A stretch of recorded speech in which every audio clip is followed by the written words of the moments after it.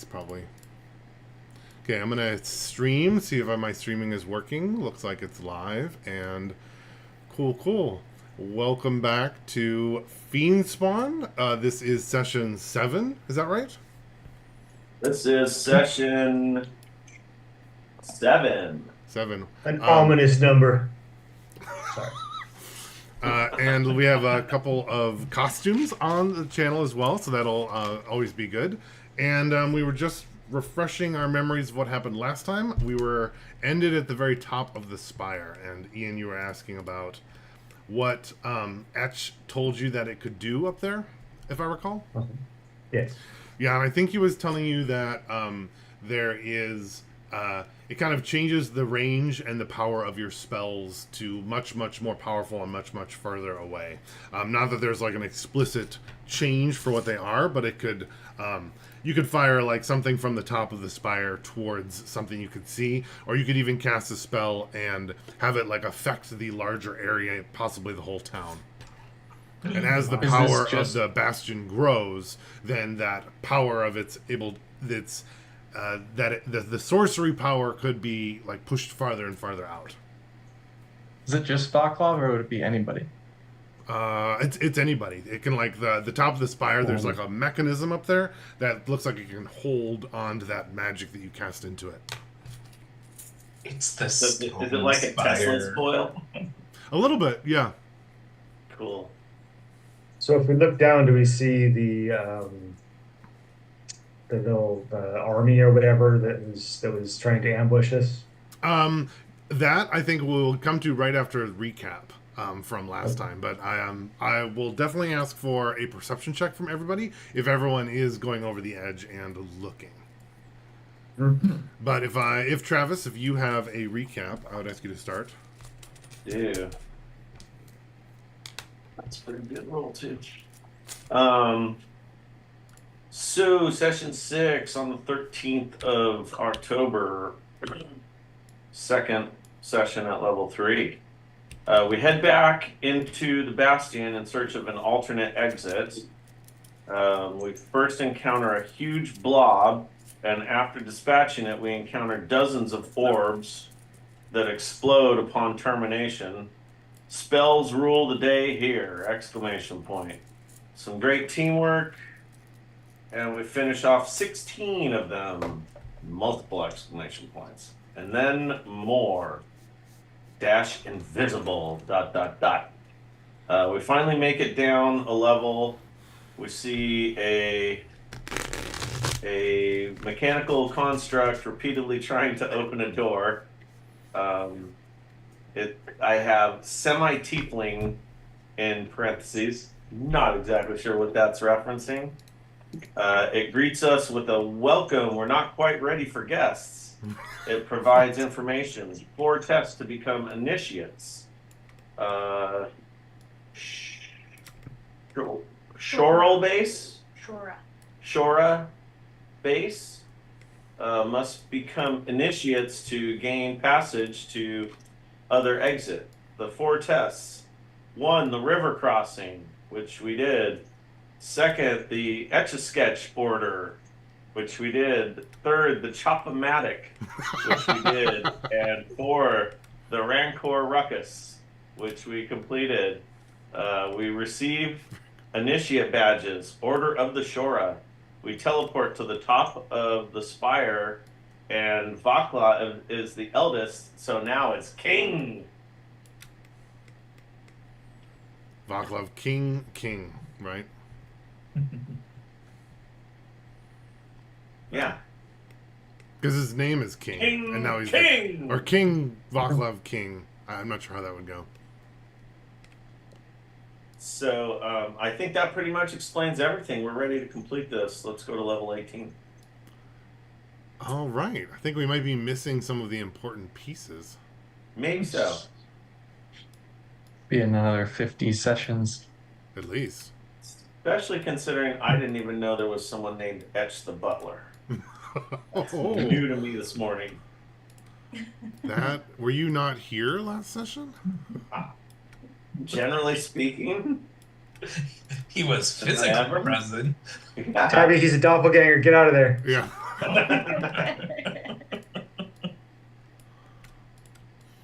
Perfect. Does Make Winter sure that I can have leave.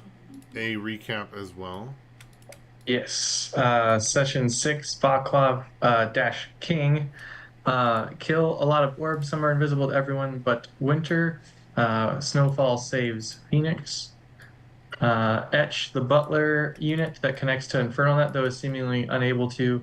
He talks a lot about things that how things are done, but seems to have no real concept of how long things have been this way, and gives very vague answers on time. We go through 4 trials, crossing a river, reviewing of history, which turned out to be total BS that Vaclav got us through. Swinging blades that Vaclav got some people hurt on, and then fighting the giant monster, which was already dead. Many outposts of the Shoro, and that seems like it's all the towers, and they're connected once they're activated. Crafting materials from bones, fangs, scales, and Karashasil is what Winter picked up. That was the Initiation- Rancor was the Cryosil, right? Yeah, that makes sense. Yeah, Karasil or whatever. Yeah. Initiation for the Order of the Shoro. Vaclav becomes leader of the Order as the oldest member, with all being ranked the same, which upsets Winter. Winter asks Etch how to rank up and become the leader, which seems like there'll be trials, but he has to wait 6 months. And then he also wants to smite the people that have slighted him. Vaclav decides on the colors and insignia and teases the Baron with those. I remember that at the end, but I don't remember what you exactly did. I just remember you were teasing the Baron. Oh, that I was, yes, but the Baron wasn't teasing you. You guys weren't talking to him, right? We were just talking about that. I had made the motto beneath my Oh, symbol, right. Baron so and so sucks eggs. Right. Yeah. I couldn't remember what it was, but I knew there was something. And that's what I had. Thanks for adding details, Kevin.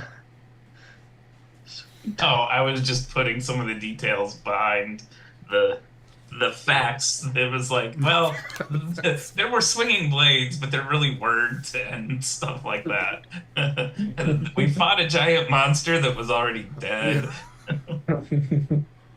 I like that. Yep. That fight was pretty cool. I liked the blades a lot. I think that was a pretty fun little one.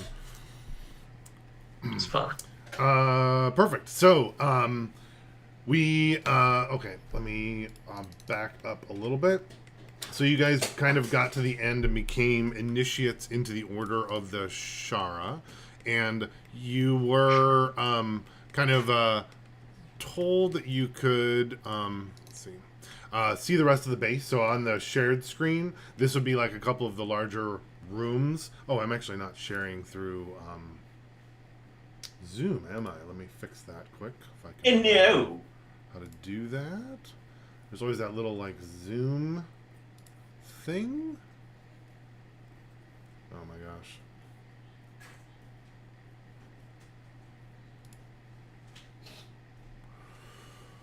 Oh. There's like a little pull down tab for Zoom, but it like hides itself.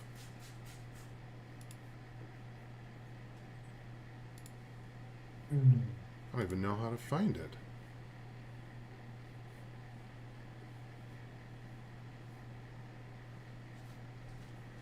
What? I've never had this problem before. Oh, it's behind the chat. That's why. Nice. Okay. I'm going to just share that window. Right. So I don't want to share the videos of you guys again, because that would be really confusing. Perfect. So now you should have the shared screen through Zoom, as well as if you're watching the stream, which would probably be really confusing because I think it's like 10 seconds behind. So it would be very difficult to actually play that way. So I did a little building out of the base. If you recall, though, that Etch said you do have the power to kind of change the base and its shape of things if you kind of spend some time and tell him how you'd like the rooms to be built. But there's a couple of like large gathering rooms, a couple of like living rooms, like a big eating room, and then as well as like a little barrack space that's kind of like carved out into the stone. And you did a little bit of exploring last time. We kind of glossed over it. Most of it is kind of like furniture turned to ash and things, and there wouldn't be like a lot of things left. It looks like it's kind of been reabsorbed back into the just general bastion of the spire. But you did go to the space that lets you kind of go up to the spire, and that was over in this room right here. I'll put a little token to denote it. It's like the spire elevator, if you will. Doesn't quite take you It up was a like... teleporter, wasn't it? That's what I thought. Yeah, there's a little teleporter. I'll call it that instead because that is more accurate. Spire teleporter that kind of takes you to the top. Teleporter. Cool. Then you went to the top of the spire, and I have like a little space over here on the map that kind of shows us up here. It's like about 100 feet by 100 feet with a little space in the center with a little bit of a different stone. The edges do not have a railing or anything. They just kind of are flat out into nowhere, and it is about 1,000 feet tall. So when you look out over the edge, it's pretty windy up there, and the people are pretty small when you look down because of the height, but you can see like little bits of what's going on. What time of day is it, Dan? That's a good question. We rested and did a bunch of stuff since we've been outside. I'm thinking it's been like probably, I don't know, a day and a half since we first went in the spire. We rested twice, is that right? Or 3 times? At Twice, least, I think. I think we did 2 Once- long rests. Yeah. Once near the like source of chaos, and then again in just like a room after we had retreated from the soldiers. Got it. Yeah, so let's say maybe it's a day later, and let's see what time of day. Yeah, it's like afternoon-ish right now. And the weather, like, and like, is it clear? Is it? Yeah, no, that's a really good question, and there is a lot of storms here. So it is actually light to moderate rain with like overcast. So it is hard to see. The clouds are mostly above you, so you can see a little bit down below. But you also notice that the spire is pretty slick up there, and the wind gusts do feel a little like treacherous as you kind of are up there unexposed, especially if you're standing tall. Is it like a flat pedestal open to the sky, or is there something above us too? A flat pedestal open to the sky. Okay.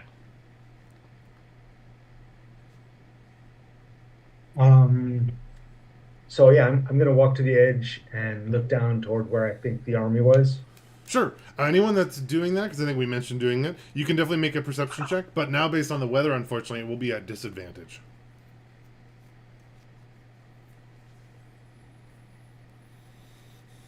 And if you could put that in the chat.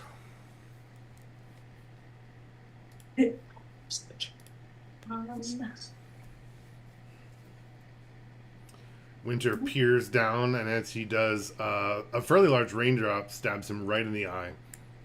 Yeah. Wow. I couldn't see. I got scared apparently. I was like, no, heights. Ah! Loki and Snowfall apparently do the best in their perception, though. Loki, tell me a little bit of what you're looking for, or like specifically as you're looking over the edge.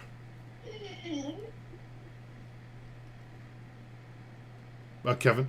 Oh, yeah. Sorry, I was looking for the thing on the map. Yeah, so I'm looking out to, well, just looking around in awe at being up so high and seeing the city, but looking for what are, if I can see where if the army that shot all the arrows is still out there, are there, does it look like they've given up and gone home, or did they even figure out we were there? Perfect. Just like, what is the town guard doing? Yeah, if you recall, they had like a big like archery firing line, kind of that were lining up at the entrance of the bastion, and they had told you to like come out or they were gonna kill you. Kind of, I think that's what they said. I'd have to go watch the recordings. But as you kind of look out, and Snowfall is kind of like looking out with you and seems to be able to peer through the wind and the rain a little bit better. Doesn't look like the army is like stationed as it was before, or the large guards. Instead you notice near the north side. Actually, I think we messed up the distance, but the side next to the lake, you see some of the buildings there are on fire and burning, and you can see like huge like paths of smoke coming up from some of those areas in the docks. You do not see the guards stationed outside the bastion at all. It seems like they are completely gone from that space. Any more detail from there would be hard to see from the top of the spire. Can we tell if is the fire like more than, I mean, in a town, buildings occasionally catch fire and burn. Does it seem like it's Sure, more than good that? question. It's probably like 4 different buildings all along the waterfront. So you would imagine that it's not like an accidental, just happened to see a building on fire. Looks like something else is setting them on fire or burning them. And there's probably a couple that are like burnt out with one like next to it, like on fire, because often those fires spread. Wow. Okay. But I don't think you'd be able to see the people very well. I'm going to say because of the 1,000 feet and the weather. But I think those things would poke out. Because I'm picturing like right below the spire is where the people were. But as you kind of like try to look more and more at an angle, you're looking through more storm. And so those would be harder to see. Hey, that Ash. makes sense. Actually, is there anybody in this bastion except for us? I believe it's just the fresh initiates, as well as you, the leader of the spire. All right. Can we close up the doors? Sorry, what was that? Leader? I want you to close up the doors, Etch. All of them? The exterior doors. Okay.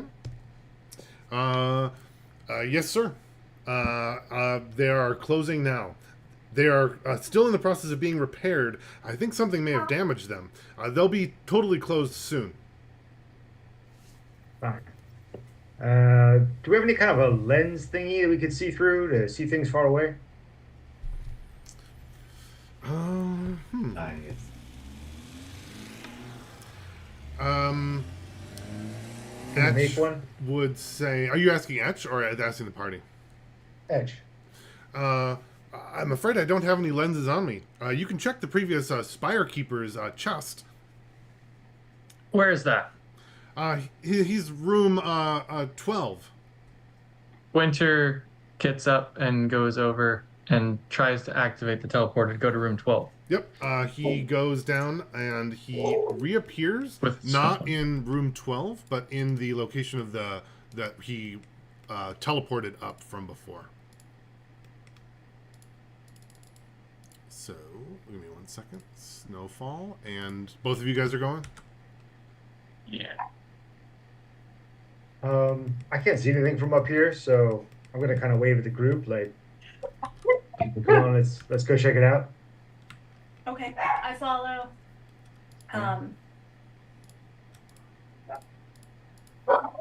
You're the king.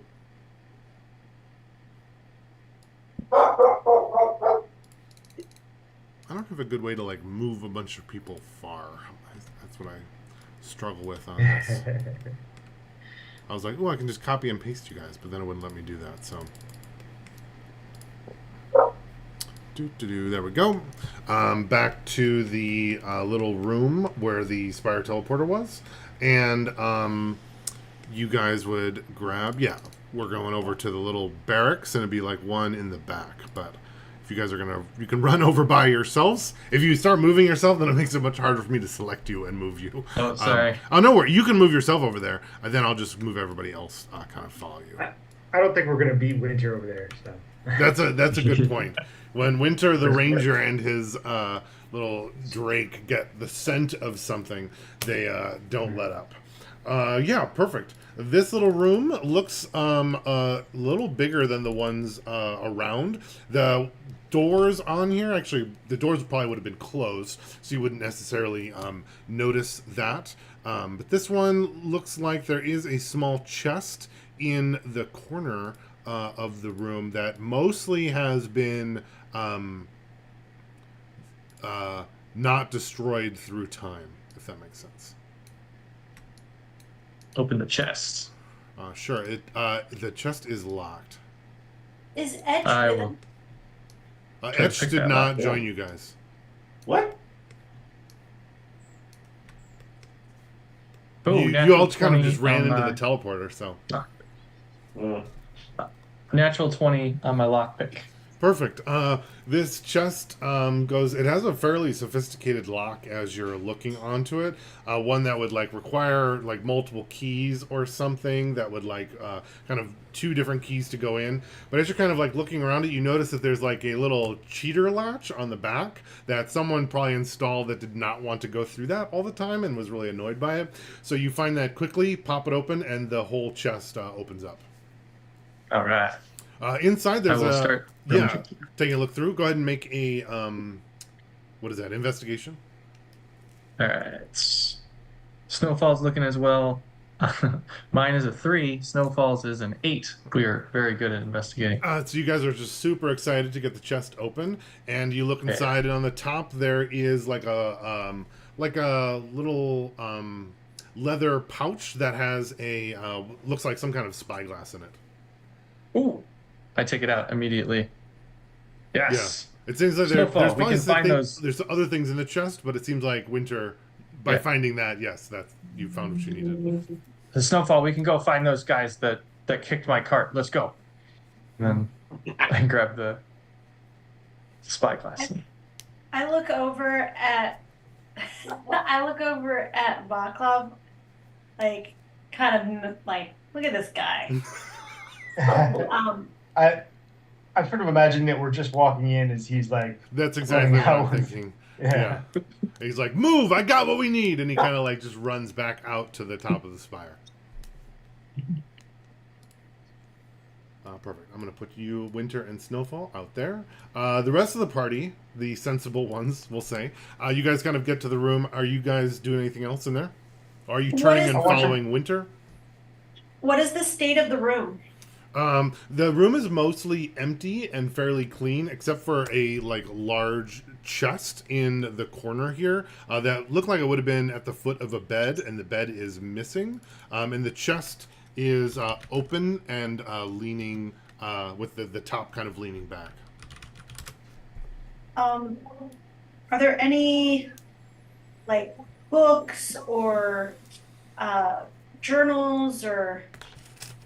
No, it seems like everything else has either been lost due to time or like reabsorbed by the stone. It's a little strange that it's like completely missing except for the chest. I'm gonna look into the chest as well. Yeah, it looks like there's. Go through it. Yeah, go ahead and make an investigation if you're taking a look. Investigation 14. Perfect. And then Rosa as well, if you're looking. A whole 10. Nice. I'm looking for some ideas of some things that might be in the chest of someone that's in charge of like lookout from the spire. I was hoping to look for some sort of log of events. And also like maybe a detailed map of the area and if there are any like locations that someone that was the keeper of the spire would be like looking at regularly. Or I'm what they also- would know or have in relation to other spires if they were connected to them in some way. Word. And I was thinking there'd probably be some sort of like gaming pouch or something because it probably gets a little boring sometimes. Yeah, Game Boy. yeah. Gaming. And probably like 200,000 gold or something like that. Oh. Mhm. I remember this is looking for ideas, not willing them into being, but I do appreciate it. That's definitely something I feel like I would have done in your campaign, Ken. So fair is fair. Statement says they all came true. Yeah, exactly. Rosa finds bends to the left. Yeah, inside exactly. chest. King Vakov is wearing his robe of disciple this afternoon. Everything's real. There might be some sort of, I would, if it was locked like that, potentially some sort of like potion, or potions that are specific to, they would have something like in the watchtower. So I'm thinking like Yeah, like Eagles. flying or eagle sight or like, Featherfall. flying, featherfall, yep, things like that. invincibility, Puzzle box. giant strength. Oh, is it listing all the potions we want, Day? No, these are in there. And then potentially some sort of like a magic horn, like an alert Signaling? system. I was totally Word. thinking that too. Yeah. Yeah. A sinister puzzle box. Petrified imp.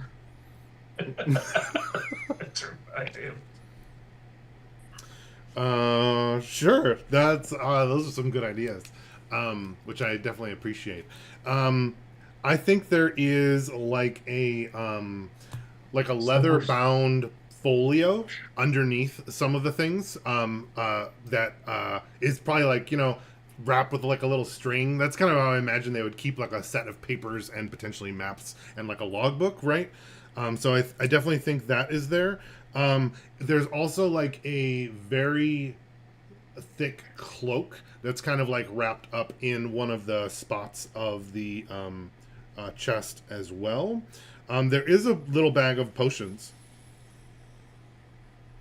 I'm going to. There's another little like like a little one of those little accessory pouches that you would like, you know, wear over on your side, and it looks like inside there is some of those gaming pieces and what looks like it might have had been like a big pouch of snuff or something, but it looks like that's mostly lost to time.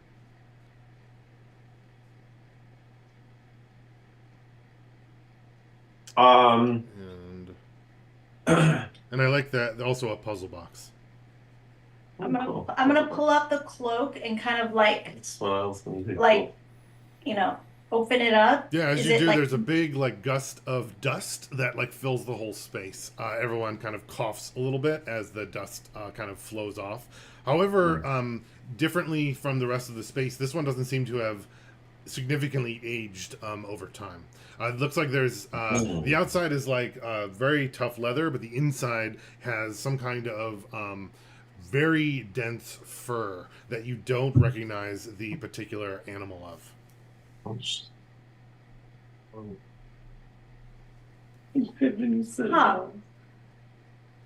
How big is it? Looks like regular humanoid size, but it does kind of go down to like almost your ankles. Are you looking at it or are you putting it on? What? No, I'm looking at it, kind of like sizing it up to see. Well, when she's sizing it up, Phoenix just like steps into it. Yeah. Thank you. It feels so That's perfect. comfortable and warm. It does kind of like drag behind you like a little train because of the your height relative to the coat, but it doesn't seem to like get particularly dirty or anything behind you. But it is just like getting wrapped up in like a perfect little warm, comfortable spot. Oh, nice. As he probably walks his path like through it or whatever. I'm like, oh my god! I just like I leave it. I pick up the potion pouch. I pick up the pouch with like potions in it. I open it up, look inside. Yeah, there's 3 potions, and you can do an investigation. I will. And I investigate for a total of 15. Perfect. Let me think of. I'm looking for. What ideas did you guys have? I wrote down like eagle eye or eagle, whatever that one is that gives you advantage on perception. Yeah, eagle eye, feather fall, flying. What is that one? Spider walk. Oh yeah, spider climb. Yeah, I don't think those would be Levitation. in there. Levitation.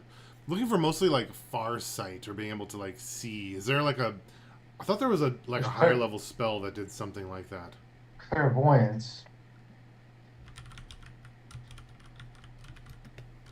Is that like it's like a little mini scrying? And clairvoyance is just like it creates a sensor that you can see through. Yeah, I perfect. think it's That's what I'm looking for. 1 mile. Yeah. Yeah, two of them are. You'd probably recognize them as eagle eyes. But the other one, what did you roll, Rosa? Is it 15? I rolled a 15. Do you have a lot of knowledge with potions? Let me see my background. No.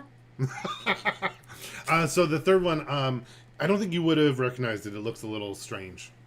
I look at it and then immediately push it towards Vaclav. What's this? Looks like a bottle. No, it's in it. I think it's magical. These two are magical. These ones, they can help somebody see. And then I give it a sniff.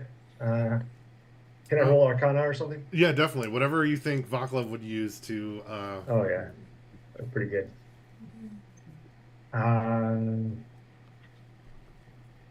So 21.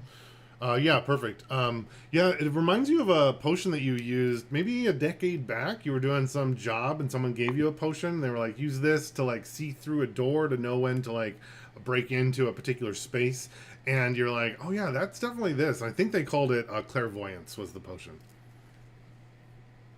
It's a clear voyage spell, clairvoyant spell. It's for seeing stuff far away. No big deal. Good find though. While they're looking at those, Phoenix is just kind of traipsing around the room in his new warm cloak. And the puzzle box, I'm imagining something like a freaking, Rubik's Cube. I would just start like playing with the puzzle box. Sure, you can make a intelligence check to see how well you do. I did a. Or unless you have a better idea.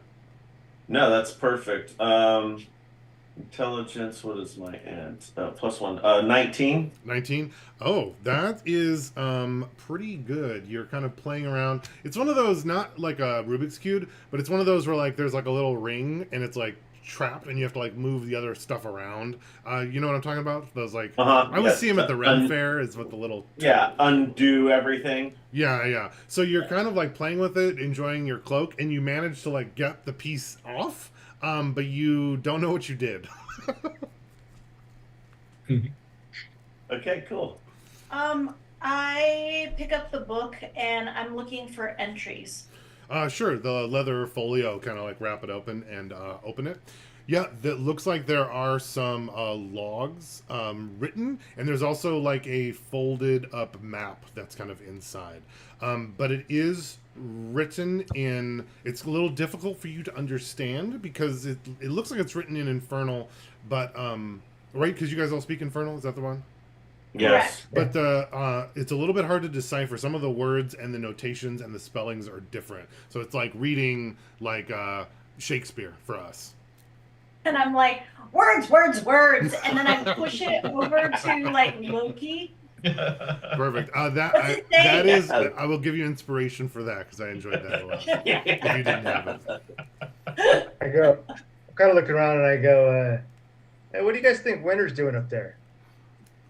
That's exactly what I was just thinking as well. I am looking for some kind of enchantment on the cloak for someone that has to sit up there in the rain and cold for a long time. That's what I'm imagining the cloak does. So if anyone has an idea for something like that, That's what I'm thinking. But I'm going to come back to that. I'm going to go to Winter quick up on the spire.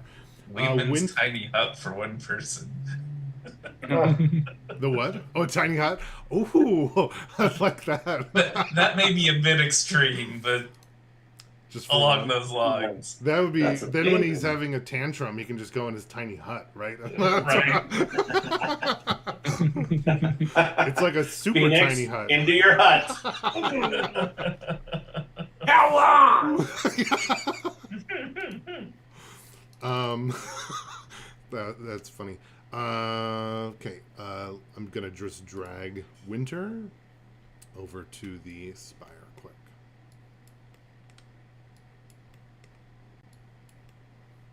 If I can, so I get lost. Sorry, Winter, you're lost in the fog of war forever. The party never hears from you again.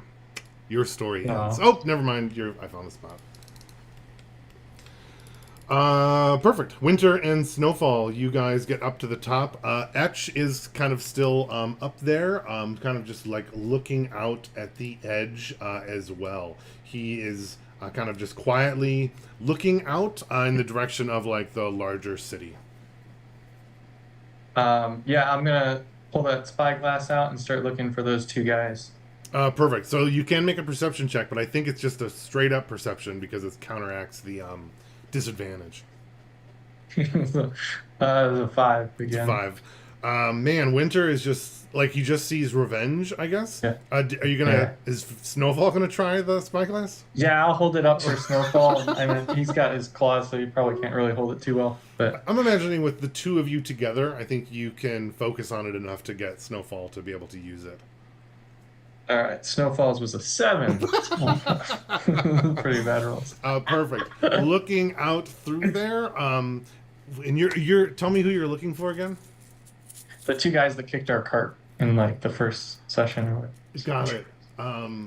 You're looking out there. You kind of roll poorly. It seems like there are some guards and people around the location of the water where it meets the city, near some of the burning buildings. And it looks like there's some guards and some people that aren't guards, and it looks like they're fighting, but they're not fighting against each other. They're fighting, like, you catch a glimpse of some kind of creature, like, coming up from the water. Ooh. But that's Snowfall, all you're what? able to see. It's some kind of, like, Yeah. slimy eel something, and then, like, water goes on the spyglass, and you can't quite find it again. Hey, Etch, what are those creatures in the water?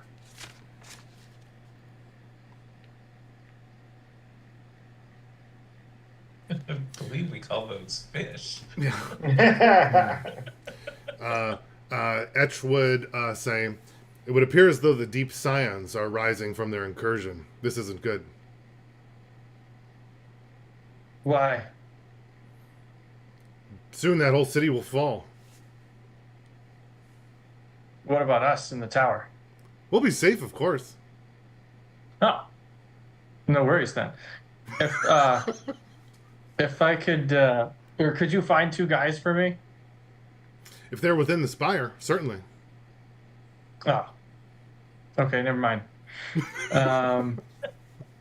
Yeah, I think Winter will, like, I imagine he, like, army crawled up there, and then he's gonna, like, army crawl a little bit back and stand up with Snowfall. I would imagine then- if you were really intent on finding him, you could probably do another check with, like, enough time, if that makes sense. Oh. Because it would make sense that, like, that was your quick Yeah. action, right? And if you're like, okay, I'm gonna, like, really spend my time doing this, you could probably, like, Sure. spend 5 minutes and get another check, if that makes sense.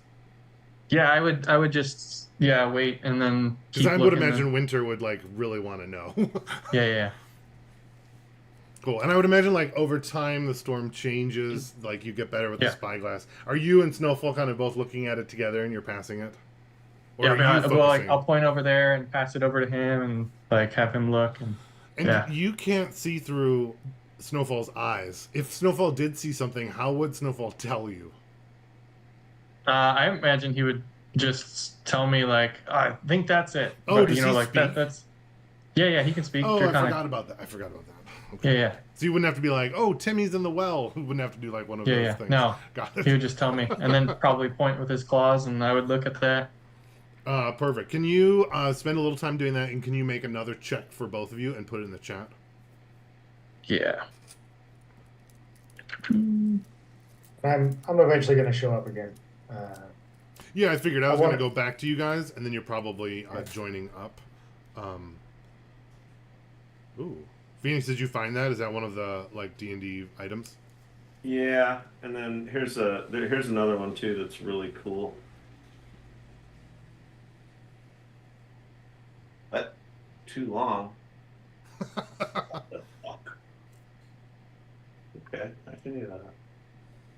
And seems like it was the same length as the other one, but Cloak of Comfort.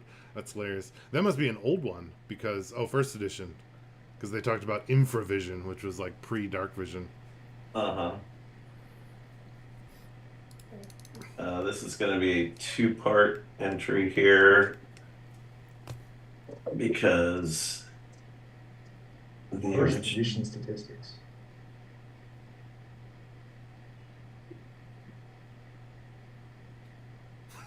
All right. that action ability of that second one. Yeah, I think. Wait. Yeah, that second one is like perfect. That Cloak of Comfort with the new. Yeah, second one's good, huh? Yeah, and then you can get your little snacks. I feel like totally Phoenix would just do that too. Cool. Boy. Where'd you get that honeycomb? Yeah, everyone's starving. He's over here eating a meat pie. Black.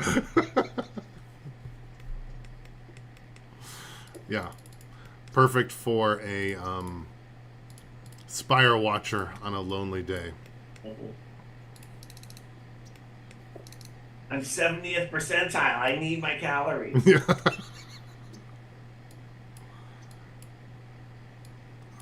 my gosh. Oh, that's good. That's good coffee. Okay, the rest of the party gets back up to the top of the spire. Winter, you had 13 for both, as you're kind of like carefully looking out there.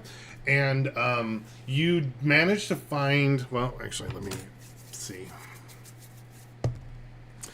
You managed to find one of them fighting in the little areas that you kind of saw before along the water there, where the these deep scions are, or at least according to Etch. But he looks like he's injured.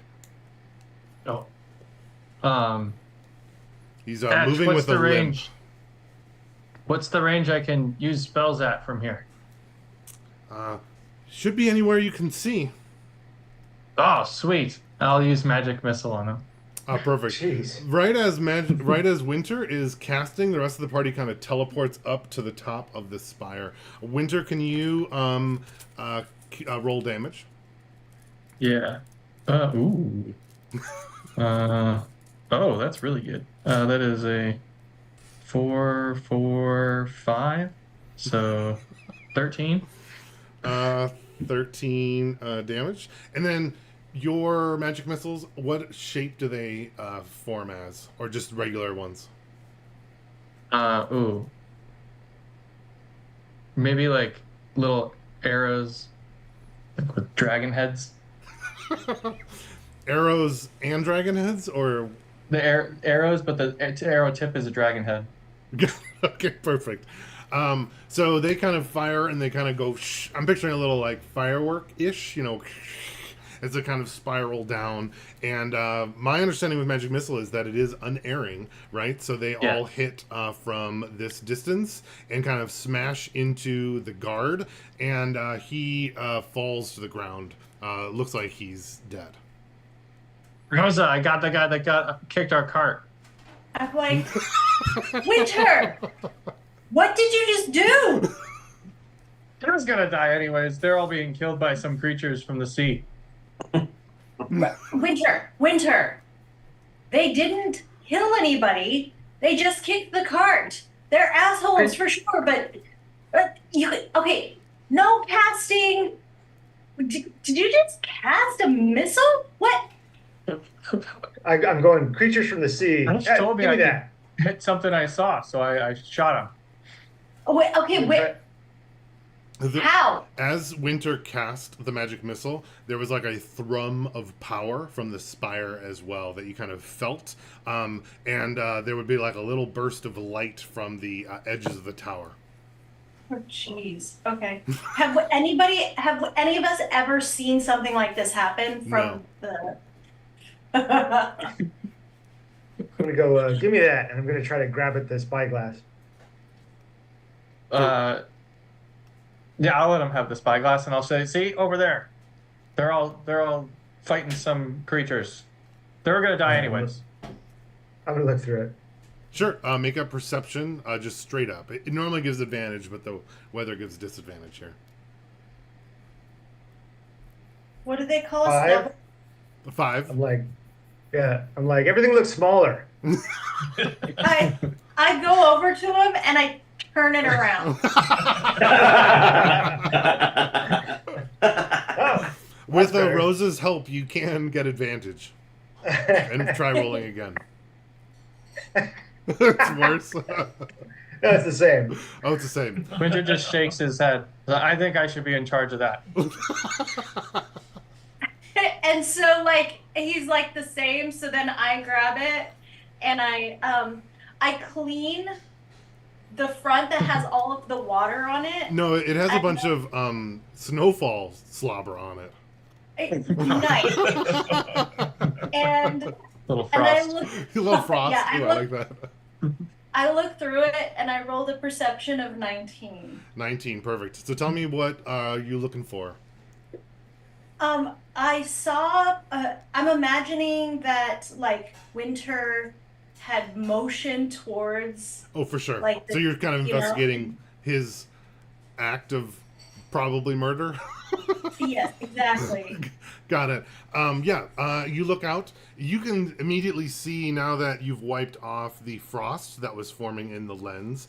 And you can see immediately the guard that looks like he has 3 piercings of little dragon arrows made from energy stuck in him, and he's kind of like laying on the ground. You can see near him there's other guards and a couple townsfolk that seem like they're wrapped up in some kind of a hand-to-hand battle with swords and armor with these huge like octopus tentacled creatures that are like jet black, and they're kind of coming up out of the water. It looks like that guard's help was just holding back that front, and now the deep scion seem to be pushing into the city in that location. Are there any other, I'm describing the scene, and what I'm looking for specifically are any other armed guards or like people of power? Yeah, these are the guards that were like the guards in the city, but there's Right, nothing but like no outside army has come in or anything. Is that what you're asking? No, I'm wondering if like who's the highest rank in that area? Oh, looking around, you could probably see the leader of the guard guy, that dwarf you saw from before, that was with the Baron, in one of the other pockets of fighting. His area is pushing through the streets back to the water much more effectively than the one where Winter killed one of the guards.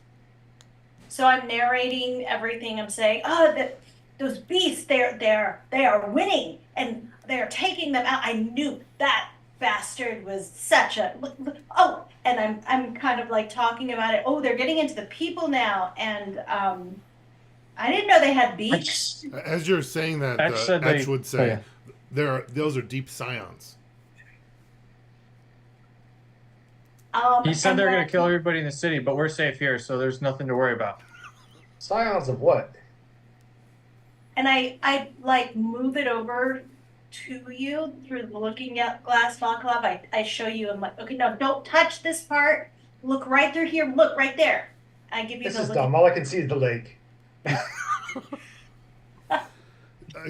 Etch would say to you, Vaclav, they're scions of the Kraken. Ah, okay. Okay. So down, all right. Okay. Oh, there's the dock. Okay. Shoot, it's all smoke. Okay. All right, all right, all right. I see something. Yeah, that one right there. Uh-huh. And then I look through to see what he's looking at. Yeah, I think with help and a little bit of time, you can certainly point out any of the things that you've seen to each other. Yeah. We'll have to get better at this. Um, Is all I'm right, so I looking see these little squiddy guys running around and killing everybody. Are there any dead squiddy guys? Yeah, there are definitely. Okay. Um, is there sort of a center to the resistance? Yeah, it would be probably one of the main like arteries moving in from the from Star Lake. Let me see where that city is. Map. And what are they called? Deep Scions? Deep Scions. At least that's what Etch called them. Perfect. Here is our city of Star Lake, and we are here with the spire. I have to add them on here, which is kind of like in the central, poking up from there, and the main attack that you guys are kind of looking at. This is where winter. I'm gonna zoom in and then the main resistance would be over here. Dan, what color is the fire? Regular wood building, orangish. Okay.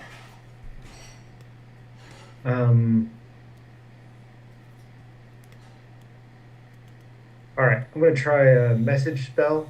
And I'm going to target the Baron. The Baron. You haven't seen the Baron. Oh, Yes, I thought but message I has can to be. cast it. I can cast it through up to a foot of wood or stone. I thought you had to like point at them or no on message. I don't remember. Let's see. I didn't think it was like unerring with the name. Oh. I could be wrong though. You point So- toward a creature within range and whisper a message. You can cast the spell through solid objects if you're familiar with the target and know it is beyond the barrier. I'm going to guess that he's in that knot of greater resistance, and I'm going to point at that Ooh, cool. and cast the spell. Oh, and it's a cantrip. Okay, so it doesn't. I thought it was a spell. Toward a creature within range and whisper a message. Perfect. Yeah, what's your message? I'm going to say, what was the name again? The Baron's name, or Yeah. I don't know if we had. Well, he did have He's a just I name. think we Baron. just called him the Baron. We probably did. Yeah, I can. I don't think you would know his name. I can find a name for you though. Okay. One second.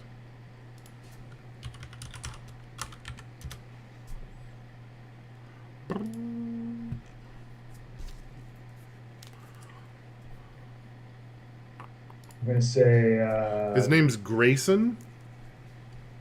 Do you want the full name? No, that's fine.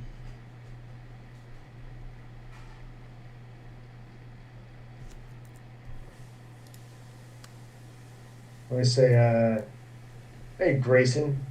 Looks like you're having a little trouble with squids, huh? He can respond. He can respond. Yeah. Up to 25 words, I think. If it worked, if he was where I pointed, and there was not too much obstructing me, then he would hear my voice in his head and he would know that he could respond.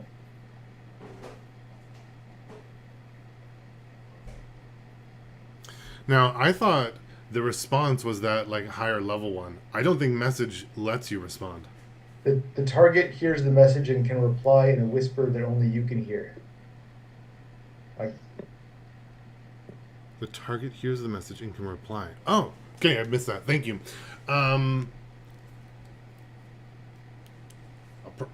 Who is this? Get out of my head. I go, oh, I'd love to. It's an ugly place in here. Oh, burn! 1d4 psychic damage. I'm your new boss. You can call me King. King Vaclav King. Do you say this out loud as you're saying the Yeah, message? you guys, I think everybody can hear my part of the conversation. Oh, because you have to whisper it. You're not just in your head. I see. Right. So Phoenix can totally Hey, tell- reply to it. Yeah, that works. Tell him we'll smite him if he doesn't listen. I go, We smite the slight. Hey, I go, one thing one thing I wanted to mention real quick, you guys. I've been watching some videos and stuff on the 2024. We do need to be aware that like a lot of the spells like will have the same name, but they have changed. A lot of shit has changed, slight tweaks and stuff. So we can't just rely on what we thought because 2014 stuff may not be 2024. So just Cool. throwing that out there. That makes sense. so I go, listen, we could bail you out of this problem, but we got a beef with you. Nice. Wait, Man, I recognize this voice. out of these squids. Oh, yeah? You're one of those dirty tieflings that lives on the outside of town, aren't you? No, he didn't. See, this is what we call not helping your case. But I get it. You got to see what we can do. So heads up, watch this. And then I look at you guys and I'm like, let's blast a few of those squids. Natural ones.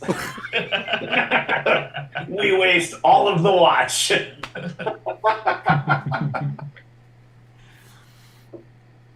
Okay, King Vaclav King, what are we doing? I'm gonna go ahead and launch a firebolt, into a squid that I Me can see too. in the, or massive Perfect. squids or whatever. Yep. A fireball is like single target, right? But yeah, Yeah. definitely. Yeah, that's the cantrip one, right? Yes. Yeah, go ahead and Yeah. roll. And because of the range change, it's not a disadvantage. It's just a regular straight up roll. 11. 11. It fires down at one of the squids and hits the ground near it, unfortunately. Okay. I will shoot it the same one with a ray of frost. Perfect. Make Does a roll. does the firebolt appear larger or hotter or something? That's a good point. It would be larger than it was before. Not like into a fireball or anything, but it is kind of like a large piece, and it kind of streaks down from the top of the tower, so it's very clear where it like came from. Right. It's a 12 to hit. 12. The ray of frost is the larger beam that's firing at the same squid, and also slightly misses, but to the other side of it. So I What are you will guys fire. doing? Just burn the fire under it, and then I'll put a bonfire right under it. Oh. Can you put that in the chat so I can remember? Yeah, this needs a dex save. I think a DC 12.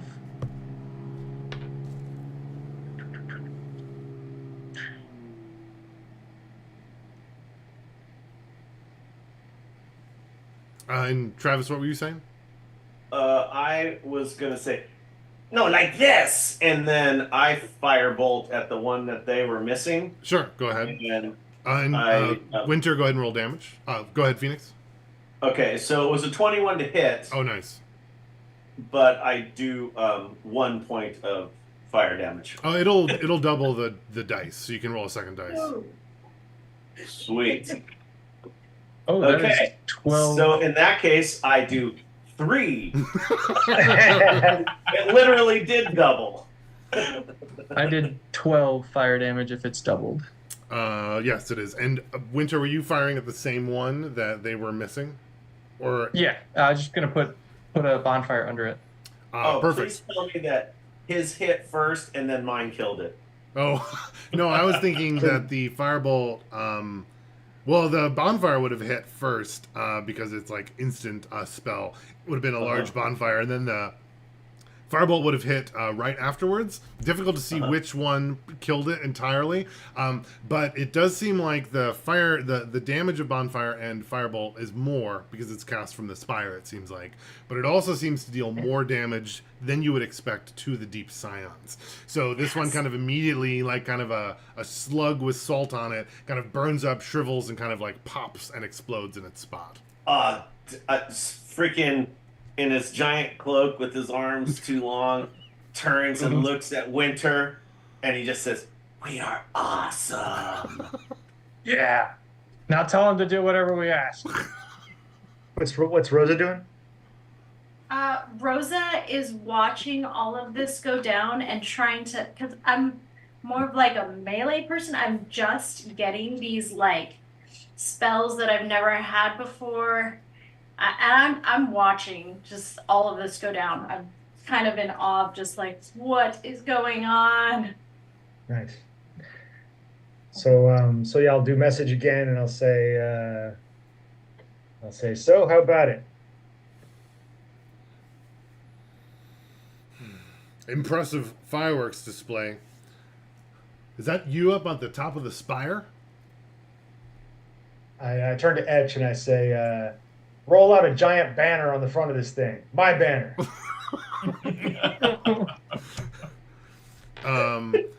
He would say,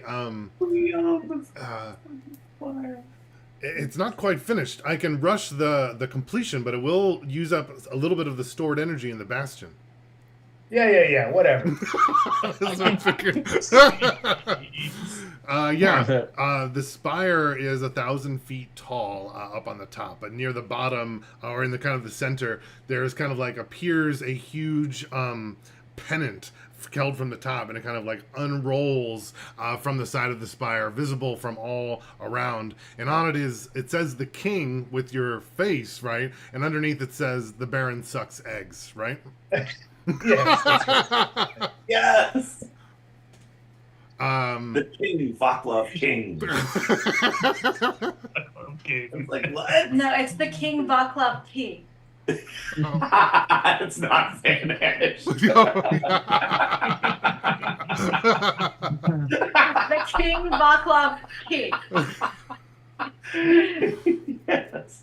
And I'm imagining, isn't it like on the newest D&D movie where it's the face of Hugh Grant on the banners, but it's like King Vaclav. Awesome. Oh my god. Could he reply? I can't remember who was speaking last. I But think I have to cast message again. So I go, that answer your question? how dare you get down from that immediately? You messing with things you don't understand. All right then. Well, good luck with your squid problems. Sweet. I am using the spyglass. I'm looking over to check on the camp because we're so high up. I want to check on the few people of the family who stayed. Oh yeah, over to the Tiefling caravan. That is pretty far. You could definitely make a perception check to see. Okay, And that would just be a regular check. sweet. That's Probably still rounded them a up. 17. 17. Yeah, looks like through the storm, there's like a little break in the rain that you can kind of catch a little bit. It looks like there is definitely some like destruction over there with the camp. A lot of the caravans were moved because they were all moving up to North Fork, if you recall. But there were, I think, 3 maybe that had left. And it looks like 2 of them have been significantly damaged. And one of those 2 is destroyed. And none of our people are there? No, none of your people are there. I say as much. I'm checking the camp. They've destroyed what was left. We told them to leave and those bastards let the squids eat them. I can help the All right. squids. I'm going to do message again, and I'm going to say,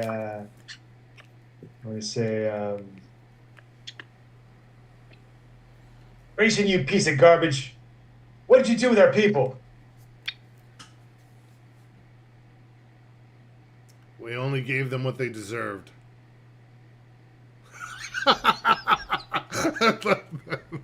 Rose's Where- face. Where are they? Yeah, but we don't hear that. Winter would immediately attack him. Oh, you said where are they? Yeah. The ones that survived are in the brig. Are you Let bastard? my people go.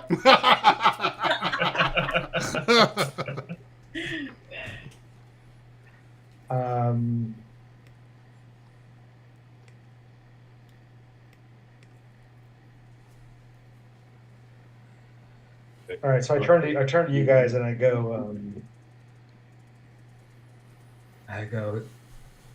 he's killed some of them, and he says the rest are in the prison. Give me that spyglass. Yeah. I go over, get the spyglass, and I try to find the bear. Yeah, I think I'm Actually, right with Winter on that. Vaclav can direct you to it. You don't have to make a check if he shares the location. I actually haven't seen him. I just That's a good assumed he point. was in the thick of the fighting, and I cast my spell that way. You could assume the same thing, certainly. Yeah. If you take a look, you can make a check over at that main resistance where Vaclav directed you to. And Phoenix, if you can certainly share the spyglass with Winter if you're both looking at it together. Yeah, like 12-year-old impulsive reaction is just ready to just firebolt the shit out of anyone. That I don't like that fucking guy anyways, so Didn't he? Would the prison be? yeah, he fucking kicked me. Yeah, so Yeah. Would the prison be under the castle? The prison, I was thinking about that, where the prison would be. Probably in the headquarters for the guard, where would that be? I'm thinking like a nice-ish spot on the side. I'm going to say that the prison or the main guard headquarters is... Where would it be? Or that black building, That's what I was bottom right? thinking. We kind of established directly across from the bastion, though, was that kind of bar district with a little park. So I might have to adjust that. So I was thinking of I was thinking of the one at the bottom right there, the black building. Oh, sure. Let's do that. It's got what looks like a parade ground beneath. Yeah, I like that. Right next to the walls. Yep. What would we call it? The main guard. where the brown dot is.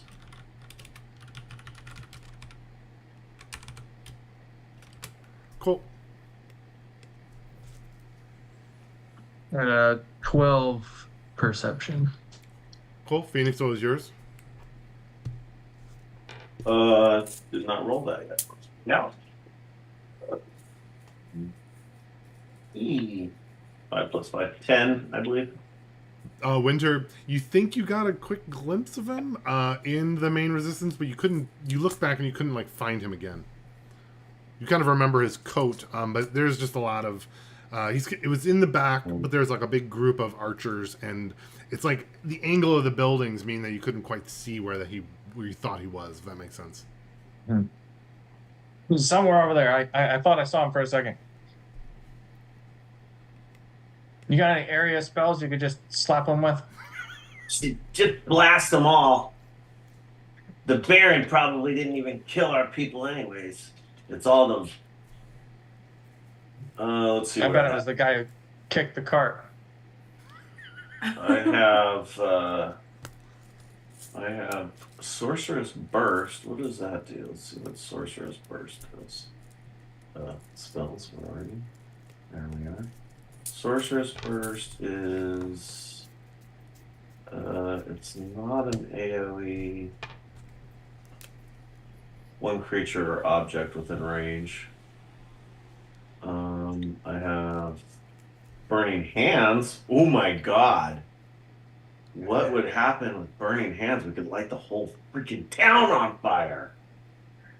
Or you could shoot a 30-foot sheet of flame off the top. I don't know. Do what? I don't know. Give it a shot. Well, I don't. Phoenix is not quite a murderer yet. So, like, I feel like this is kind of headed towards an Israel-Gaza type thing here. So, Gosh. Wow, so much for our streaming staying up. you know, I mean, I'm just saying, this is a little rough. Also, Dan, you should know, I don't see the recording mark. Oh, I don't think I'm recording in Steam. I'm recording on OBS. It's Cool. yeah, but thank you. Hey, Ash. Where could that teleporting circle send us? The teleporting circle here. This could take you to Yeah. the main bastion down below. And where can that one take us? Oh, that one is just to get to the top of the spire and back. Are you asking about the main one in the body of the bastion? Yes. Oh, that one can teleport to any other connected bastion. Are there any others connecting? Currently, the bastion network of connections is a little smaller than it used to be.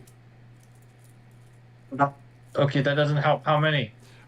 Looks like we're the only one on this particular network. That is, Sweet. Lot that of is help. somewhat Thanks, small, Ash. yes.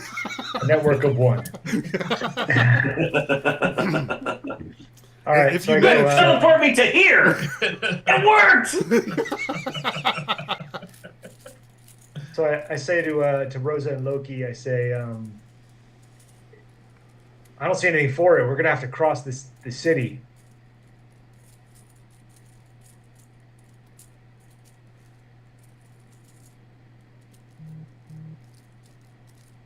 To get where? I point at the prison, the barracks, really. But Yeah, Okay, what was the- so to what was clarify, the elder's name? I'm sorry. Sorry. Go ahead. to clarify, have you been stating out loud where, like everything you've been hearing in your head? No, but I did say they killed some of them, and the rest are in the prison. Okay. Yeah, and everyone would know where the prison is. That is in the guard headquarters because you've lived here for a while. What was the elder's name? Does anybody have that written down? The elder in your tiefling village. Yeah, the one we left behind. Yeah, there was an older woman that got left behind, right? She didn't want to go, Yeah, I thought. but I don't. Oh yeah, I remember. wrote them over here. Kamos and Sarlis and Marvine, I think, were the three that stayed behind.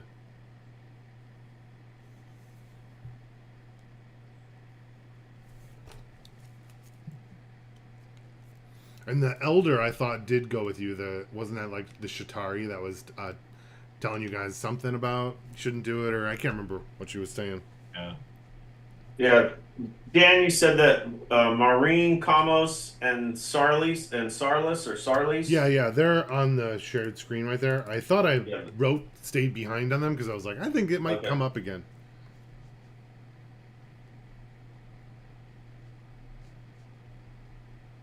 Okay. Yeah, you're thinking the elder that went with us is Grand Mayor Dahlia. Oh, Dahlia. Yeah. right. Okay. Oh yeah, she's right here. Dahala. Yeah, that's right.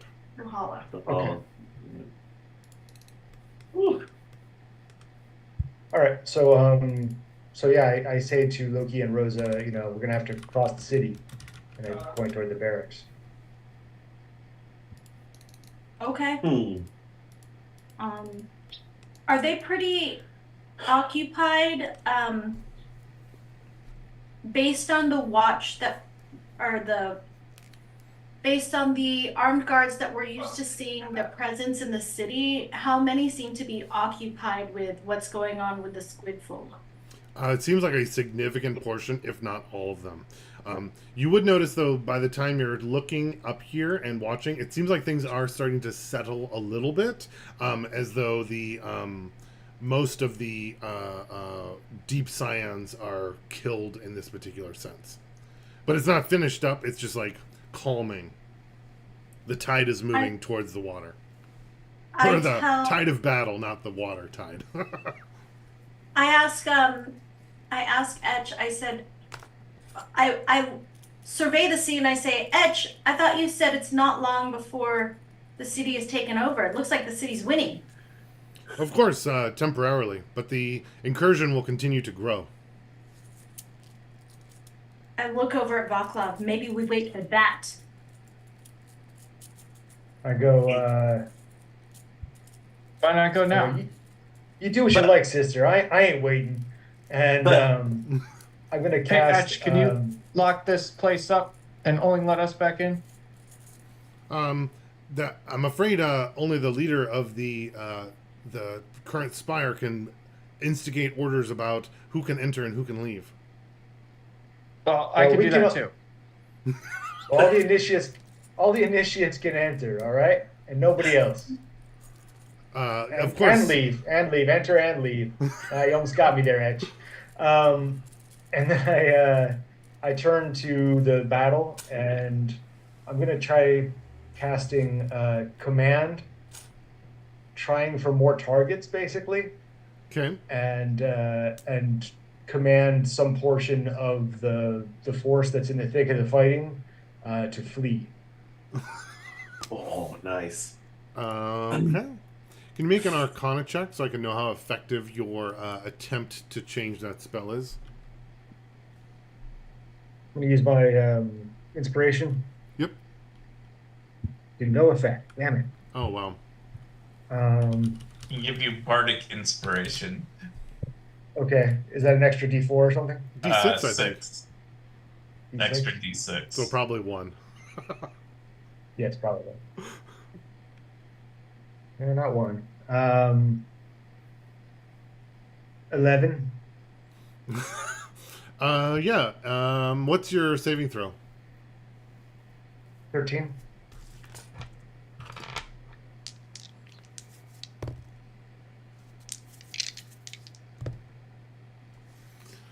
Wow, the dice do not want this to work, apparently. I rolled 2 dice, and I got 20s on both of them. The same roll. I was like, wow, I don't know if I've ever done that. What a waste. I could have killed somebody with that. So you attempt to get cast flee. It manages to cover, like, you'd imagine, like maybe 6 of the guards. But 3 of them manage to save. But 3 of them kind of run back from the main front. Okay. I go, damn it. Question: We have not long rested or anything. Did the downtime of like being up here, going downstairs, and coming back up before casting spells cover a short rest, or no? I don't think so. I think a short rest can't like involve casting spells and murdering people and Right. like. I was up until that point. I was thinking. I wasn't sure how long it would be. I'm gonna say no. I'm gonna head for the teleporter. What the Anybody fuck? else? I am going with. Okay, so just to be clear, Phoenix, like, wait, we're going? I don't feel that good. I don't think any of us feel very good right now. Yeah, this doesn't seem like a good idea, you guys.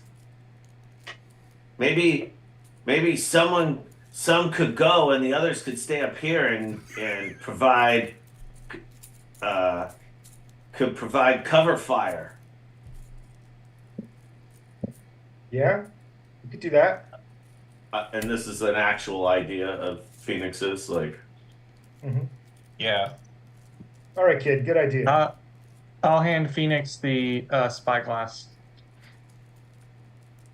Oh, Snowfall and I are going. cool. Okay. Yep. Phoenix, It's gonna do work you know out the- great. It was good knowing you, Winter. Bye, Do you know Snowflake. the spell message? I do not know the spell message. All right. I know the spell blast the shit out of stuff with fire. Right. That's pretty much what I got. How far away is the jail? On foot? On the map, it was like across town, not very far. But I'm saying, like on foot, knowing how long would it take to travel by foot from the bastion to the jail? Probably like maybe 10 minutes. And based on where the skirmish, the main skirmishes are happening,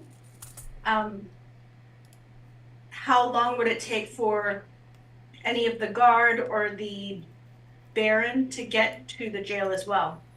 Sure. So it's kind of here. We're in the bastion, right? You can see my shared screen. Yep. So the main fighting is up here. This is where you suspected the Baron was when you were talking to him. The guard headquarters is over here, so you'd have to kind of like leave, cross a bridge, and then go over here to get them. So you'd be closer. Does that help a little bit? It does. My next question is, using the spyglass, can we see the jail? Sure. Are you taking a look through? Are you directing Phoenix or Winter? Seems like I they're the am spyglass masters. I'm looking Got it through. in my hand now. I'm looking through. Sure. Make a perception check.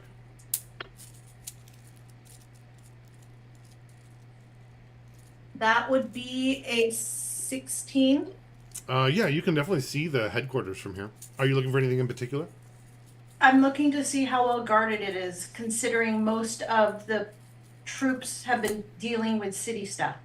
Yeah, looking through, it's so 1,000 feet up, looking through the storm, seeing the outside of the guard headquarters, and discerning how guarded it is would be a little tricky. But you'd be familiar with the guard headquarters because you'd probably have to bail people out of jail before of other tieflings, and you kind of know what it looks like in the patrols. That's what I'm guessing, and it does Yep. seem like the typical spots that you'd see guards outside or blocking it are completely empty. You don't even see a guard over there. You I can't say see as like much. inside, obviously, but the exterior spots don't seem to be focused on. I kind of look over at Phoenix and I say, Phoenix, this might be our best chance. Cool. I'm in charge of the spyglass.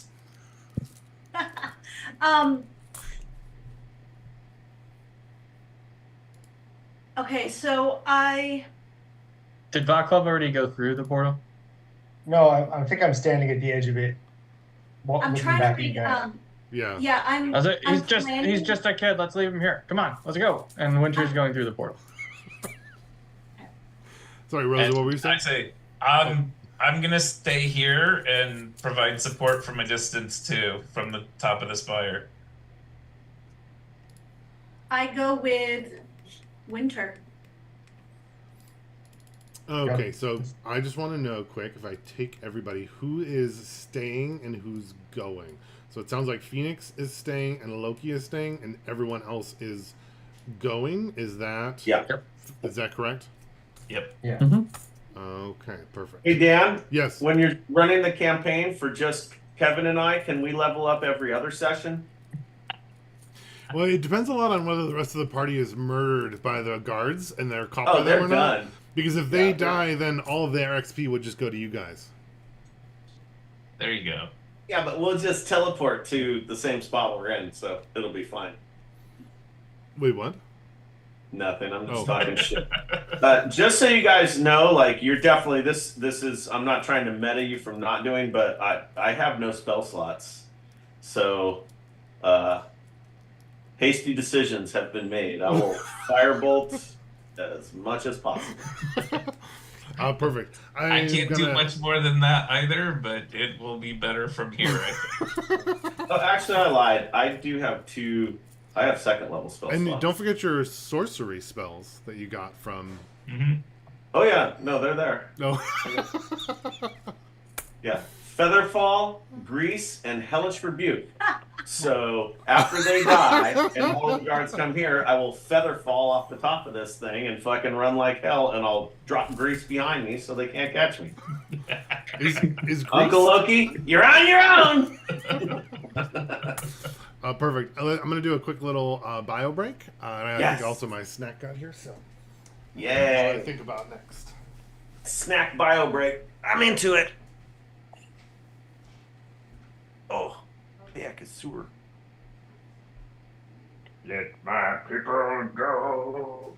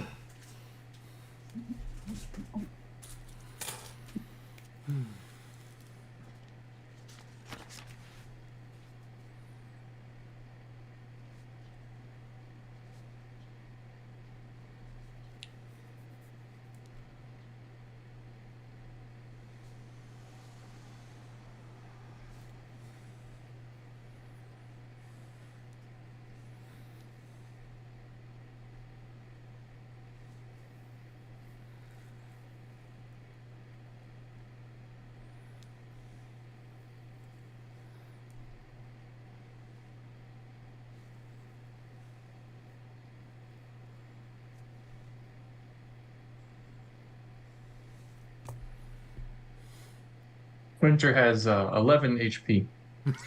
So this is going to go great.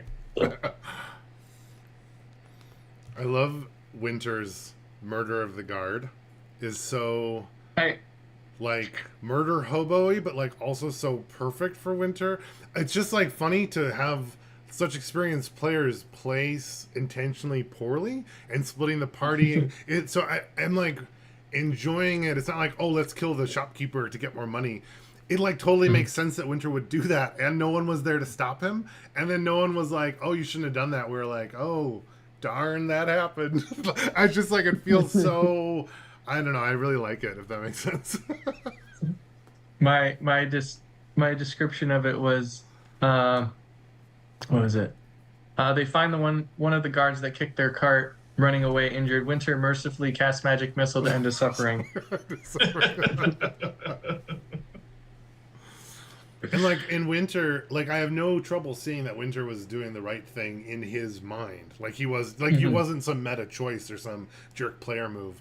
It was more like I thought Rosa should have like, you know, smacked him and then gone down and healed him or something. But then I could also see them not doing it. So it's like really, it's like an evil campaign, but like not. It's like, was killing that guard a just thing? I don't know. I think you could certainly argue it, right? Yeah.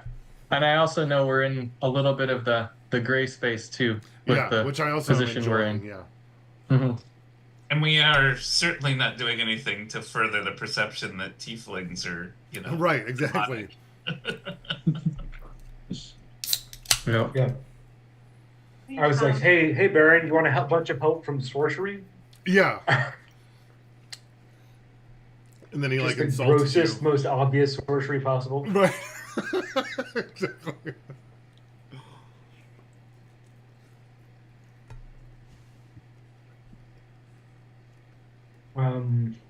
I was also thinking, Ian, when that pendant unrolled, it was your face. But I think, like, behind it, with the folds and the colors, I think if you kind of look, and maybe you wouldn't be able to see it from where you are, but I think there is, like, the after image of, like, the blacksmith there, too. Oh. I mean, every time I've seen the blacksmith, he looks like me, because he's my reflection in the mirror. Oh. Is it like Unless there's, exactly like, the same, or is it like a different eyes, or is there some tick that makes it clear that it's a blacksmith showing up? His behavior is not mine, and obviously he's not doing the same thing I'm doing in the mirror, so he's not my reflection. But then if maybe instead I could say, reminds me if there's a video game I played where the character in the mirror is a little different. It's almost like maybe the facial expression is not one that you would normally do, but it's one that you've seen the blacksmith do, like maybe a little bit more crazy than you would thought. Is that what do you think? Okay. Yeah. All right. So we're gonna teleport down. Yeah, I think we might have to wait for Travis. But oh yeah, We're good. oh, Let's go. Crank it. oh right. Yeah, I don't. Travis, are you coming now since you do have spell slots? What? Are you coming with us now since you do have spell slots? No. Okay. So Loki and Phoenix staying behind. Vaclav, Snowfall, Winter, Rosa continuing on. It's as loud as it gets. You can turn yours on. I'll turn this one off.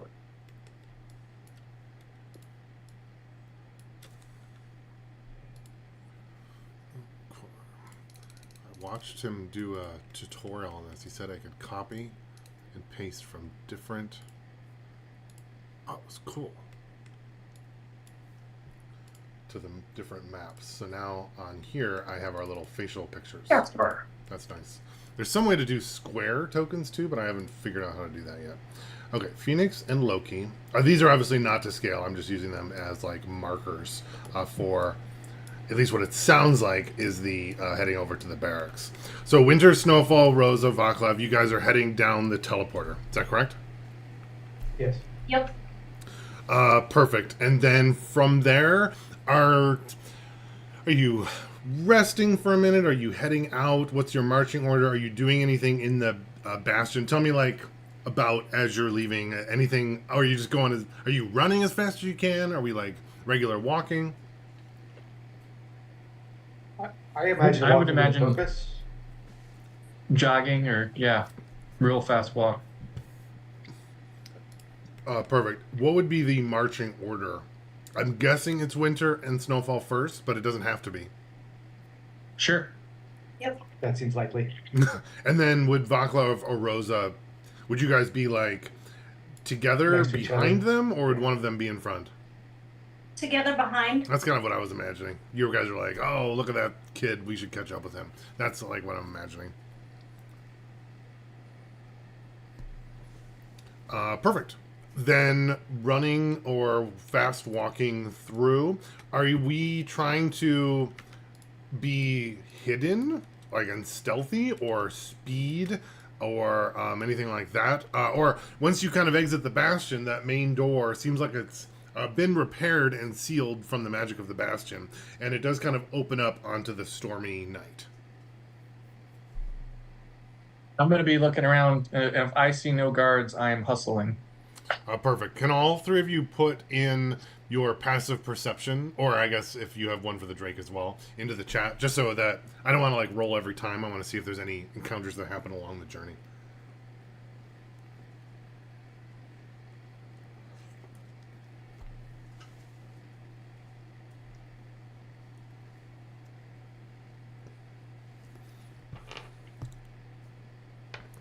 So Dan, Yep.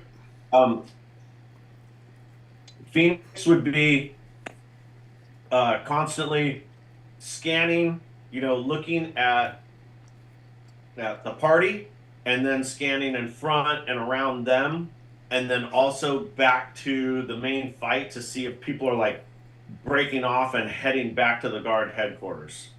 So it'd be like scan the route to the headquarters, then scan the freaking fight, then scan the route to the headquarters, scan the fight.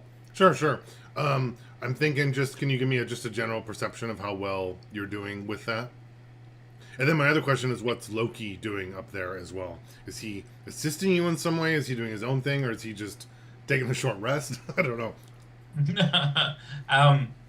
Well, two things. One, I'm definitely keeping an eye on the party and where they're going for as much as I can see them, and making sure that Phoenix and I are talking about what he sees through the spyglass. And then I would also be kind of going through the book a little bit to see if it has any information that would be useful about the Bastion and the others around the world. Sure. I totally forgot about the book. I think, Rosie, you asked about it, and we talked about the languages, and then we didn't really talk of any more. Did you mean to ask more, and I missed it, or I apologize for that? Well, I didn't jump into that conversation. I was thinking about it. Because the one thing that I would want to, that I've always kind of wondered that we haven't really talked about is how much, like, do we know or lore about the world in these bastions? And whether it's right or wrong, what would we know or kind of think about these? We know they've been inactive for a very long time, but we've never really talked how much we know about the rest of them. And then would the book fill in any details or give us more information about, well, any part of it? Yeah, that definitely makes sense. So I'm kind of imagining like the lore of the world is that these bastions and spires have just been there almost so long and been so useless. They're just like, oh yeah, that's something. In a world of like magical and ancient stuff, there's just like a bunch of old shrines and temples and things that just like don't do anything, that are like, or like, oh, why is there a big crater over there? Oh, I don't know. Something happened a long time ago. So I don't know that there'd be like, oh, back when the spires were active, this used to be a thing. It's more just like one more powerful magical thing that no one ever thought would do something again, and it like is now. So I don't know that you'd necessarily know a lot related to them, but I think by looking through the book, or at least because it's not like a Wikipedia entry of bastions, right? Sure. It's like the logs written in a language that's a different dialect of what you speak, related to things and probably using different words than you would know. So it would probably take you some time and some thinking to like figure out what it's even talking about. Does that make sense? No, yeah, that does make sense. Would the entries be dated in any manner where They I can would get a be. sense Yes, of that's what I time? was thinking. Yeah, it would be like Watcher with like a name like Gregor, and that's like the most recent one with a date that is probably about 1,300 years ago. Okay. It's like we are with the pyramids now. Like we're It's just exactly. discovering that, like literally, these things were likely huge energy production, Right. things, and like communicating around the world, like unbelievable shit that we're finding out. Yep. Aliens made them the whole time. Yep. Indeed. So, Loki, while you're doing that, they're heading out a little bit. Can you give me a quick investigation? And I want to know if you find anything in particular at this time. But otherwise, you'll be. I'm picturing you're splitting your time between helping Phoenix spot things and reading it. But it's also like windy and raining. So, are you looking? Are you trying to like protect it, or are pages flying away into the storm, or are you going back inside? Oh no, I definitely wouldn't be like doing anything that would open it to any damage. So if the weather conditions have deteriorated to where like there were any risk of that, then I would just have it put away in a satchel. Yeah, I think there'd be significant risk of that because of your Okay. height and the storm, unfortunately. Sure. So Phoenix would suggest that maybe Uncle Loki could be watching the fighting because that's like fire and stuff over there, probably more well lit, and then I could just focus on the party. Is that fair? Are you passing the spyglass between you two? Sure. Okay. Then, can both of you put a perception check in the chat? Yes. You got a 20? Yes. Close. Okay, chat. Where is it? There it is. Finally, now that Winter's gone, you guys can actually roll well. Apparently he was cursing the spyglass. And I just Oh, used wow. my heroic inspiration because my original roll was a 4. Good use of it.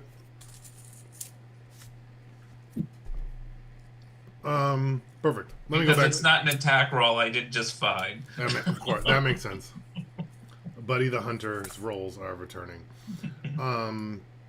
Perfect. With the group, and Winter, you're leading it, so I'll kind of ask a little bit more of the specifics there as you're dragging the adults behind you. Stealthy at all as a focus, or speed? More speed, and then if I start to see guards or something, probably duck behind, wait for them to pass and get up and go again. I imagine with it being raining and stuff, it'd be hard for them to see us anyways. Yeah. I mean, hard for you to see as well, but I think both is true. Yeah, you guys are running, crossing the bridge over to the other side, the east part of town. I'm heading through that little park and the bar area. Pretty much everything is like closed. You do come across, Winter, as you're kind of leading.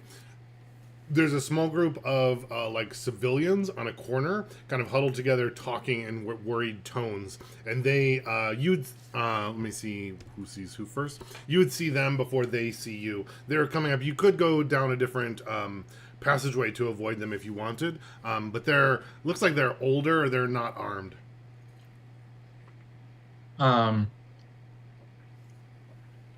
What would Winter do? It would make your time longer. Like the redirection would cost you time. I don't know if that would matter at all. Yeah, I don't think Winter cares. I think he's gonna run, and then as he's approaching them, so you should get to your homes. Monsters are coming out of the lake. Nice. Perfect. Make Dragon bounding along behind you. bounding along. Yeah, monsters. Can you make a persuasion? Sure. 9. Nice. You are the child with the drake running through the hallway or running through the cities. They say, "Oh, good idea, young chap. But you're running the wrong direction. think you have to help the village. Now we're gonna go over to the guard place right now. Oh, but the monsters, you said they're at the water's edge, that way. And he I kind know, of but points. guards are in the guardhouse. No, we're getting guards. Just go by. Okay, you kind of hear what a strange young lad. Vaclav and Rosa, as you're running by, they would ask, "Are you not fighting, helping the village?" They would ask you to. What's the village ever done for us? What do you say?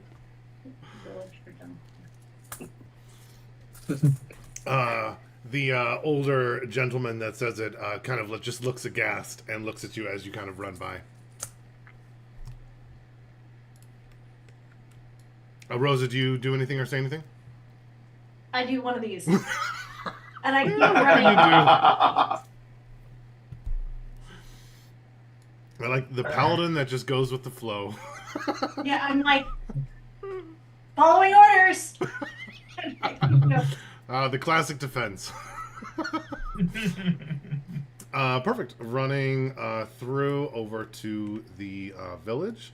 And looks like you guys get to the guard headquarters without being interrupted. There's probably a couple other groups of civilians, but they're all hiding or trying to, keep their children inside instead of like going and watching the battles. Winter, as you approach the guard headquarters, are you tell me about your approach? Excuse me. I'm assuming I've seen this building before Yes. at some point. Would I know exactly then where, like, the cells are? Yeah, I'm going with like classic New York City precinct in my head of main entryway with probably some cells off of there, but most everything else will be locked off because I don't know what a guard headquarters in medieval cities, or even if that would be a thing, would look like. Would there be like a back entrance to get down into? Oh, there certainly would be back entrances. You would know that they're typically locked. I think Winter's. Yeah, Winter will go to the back entrance. Perfect. Hey, Dan. Yep. Are there is there an alarm system going off, like bells being rung? Oh or yeah, for anything? sure. The whole city of Star Lake is aware that they're under invasion right now, right? Yes. We Sweet. talked about those before. Remember the whistles and then the bells? Those certainly would have happened. I just forgot about that. But that certainly would have been Okay. all the bell towers. There's probably only two of them would be going on. Probably one in the guard headquarters, I would imagine, and then maybe one in the main temple, which I don't know if we've established what that is, but there is at least one in the city. Okay. Cool. Phoenix, you would have seen them chat with some civilians quickly and then move along as they're going over to the guard headquarters. They'd probably disappear behind the building with Winter kind of leading them there because I think it would block your vision while they're in that direction. Winter, you get back to the back. There is a back door that kind of leads into probably the supply area in the back, and you know that. Would you have a lot of inner knowledge? Have you been arrested before or brought in? Have you pulled people out? Well, where would your knowledge of the guard headquarters come from? Unless he got caught, but that would probably be bad. I would think normal tiefling stuff. If they're like, "Hey, you're suspicious. You're coming into chat or whatever." Yeah. So there would have been times like that where you would have been brought in. Probably. Yeah. Perfect. Yeah, so you'd know there's a back entrance that would lead into probably some rear offices or supply areas that would connect to the cell block eventually. I would try to test it, and then I'm assuming it's locked, and if it is, I would try to pick it. It is locked, yeah. Okay. I will 15. Oh wait, no, wait. Sorry, 16. Nice. Ian, question, comment? I've probably been in the cells. Do they have windows? I would imagine they would have to. Okay. I think I'm gonna try to go around the building to where the windows are and and call up to him. Yeah, perfect. Okay, Rosa, are you, who are you joining, or are you taking your own path? I am serving as the lookout, probably like in the main hallway-ish, if that makes sense. Like they're going in, and I'm trying to make sure that the pathway stays clear. Like the thoroughfare of the... Yeah. Yeah, perfect. That makes sense. Okay, Vaclav, what are you saying? I call up to them by name. I remember one of them is Marine. And Yeah, I Sarles, say, Kamos, and Marvine. Marvine, okay. Sarli, Kamos, Marvine, hey! Just Sorry, like to some see who random it is. pocket looks down at me. Hello, sir. Yeah. Mm.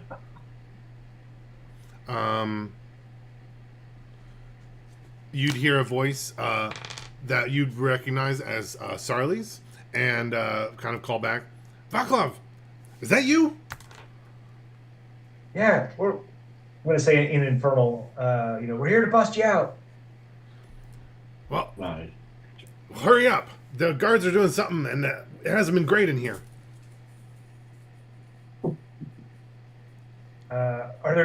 Are there guards near the cell? You hear a... Well, you wouldn't hear a pause. There would be a pause. She would say, hard to say. They all left for something, but sometimes there's that, I need a human name. I can pull one up, actually. Bob.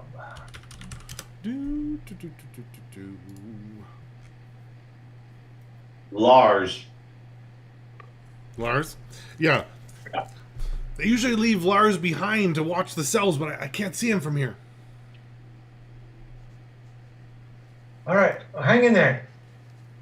I'm gonna look to see where the others are now. Yeah, it looks Those are- like... I'm imagining Winter's got the door unlocked, and Winter and Snowfall are probably inside. Winter, do you leave the Okay. door open, or do you close it behind you? I just assumed they're coming behind me, so I would like open it, let Snowfall in, and we would go in. And if someone grabbed it, they did. If not, it's unlocked. So Oh, so you can leave it unlocked? yeah. Looking at it, it does seem like it's one of those where like you push the key in and then it locks immediately, like it's defaulted lock, so you wouldn't be able to like keep Okay. it unlocked. Is there anything that I can put in the doorway immediately Sure, in the like a vicinity? chair or a bag Yeah. of something. Yeah, there would be options for that if that's your goal. Put it there, and then I go on to where I know the cells are. Perfect. Okay. Running through. Vaclav, do you enter the guard headquarters behind Winter? Yeah, I'm gonna wave to Rosa to come do. Okay, perfect. Rosa, are you keeping your lookout position, or do you join the party? I follow to the door. Perfect. Okay, give me Yeah, a what do I know second. about Lars? Yeah, make a history check maybe with advantage, because your frequent flyer miles help you out with that.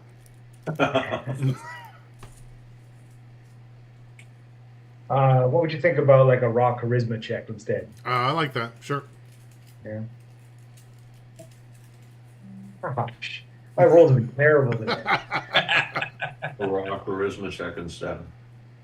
Yeah, 7. 7. Well, the last couple times since Lars has been stationed, you were pretty drunk all those times when you came in, so you're trying to remember now, and you Yes. just can't. But it's hard to remember how many times you've been picked up for, drunk and disorderly. It's been a lot. But you do remember Lars, and I think the one thing that you remember is I think he had a bum leg, and that's why they usually keep him back at the guard station. Okay. So as Rosa catches up to me, I go, Rosa, is Lars the big one or the one with the bad leg? The bad leg. All right. then I go, good. This will be easy then. And I'm gonna hurry inside. The big one, Rosa, you'd remember, is Moji, and she often stays behind too. She is has trouble running quickly over long distances, but she does love her meat pies. Okay, let's see. Gone in and Winter, your passive perception. Are you going fast again, or are you slowing down to like? At this point, I would be more stealthy, like half speed, like creeping around, since Sure. Can you it's make much a smaller space. stealth check? Sure. One for what's Snowfall as well? Do one for a combined, because I don't want to have to do two. So I don't know. Maybe just pick one of yours to roll. But if you roll both and then choose the better, that's like advantage. So just maybe choose one of them. 13. Okay, cool. Not great. Rolled pretty bad. Yep. You're kind of poking through the space. Let me throw together a quick little thing of what I'm thinking of. Let's see. Looks like that. Where will it be? Just below the map. Yeah.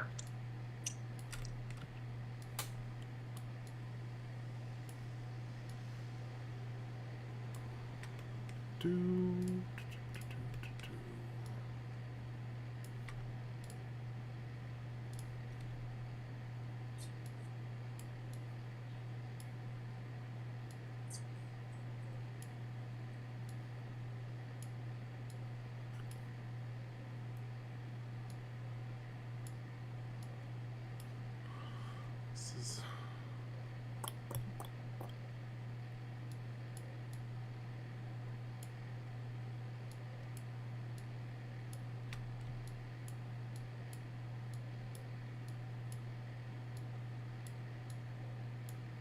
I'd have my bow out at this point as well.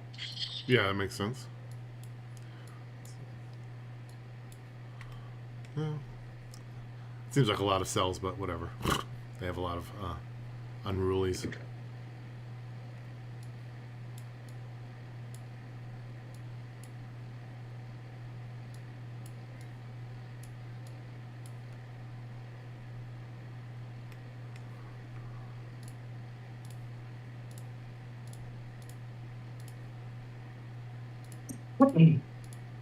Pardon me.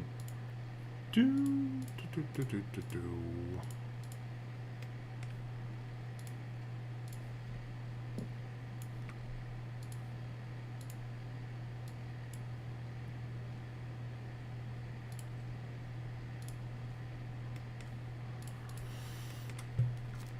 Okay.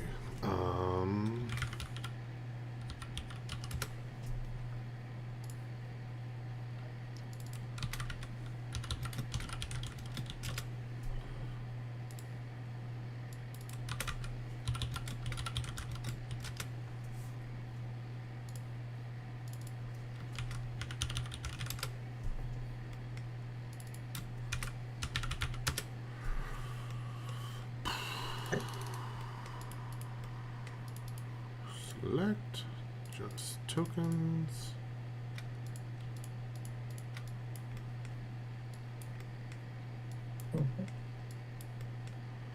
All right, perfect. So there, I'm gonna put it back on the screen, and there's no fog because you guys kind of know the layout is kind of what I'm putting.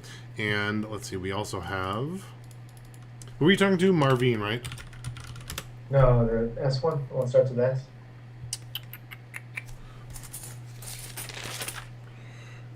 Sarli's. Sarli's.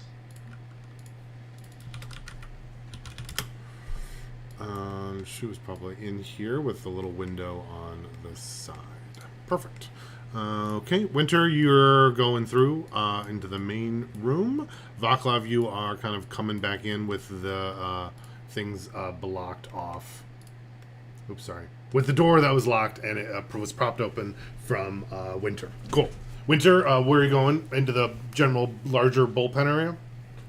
Yeah, is this door open? Yes, it is. then I would like poke my head out, look around the corner, and if I don't see anyone, or actually, what do I see anybody?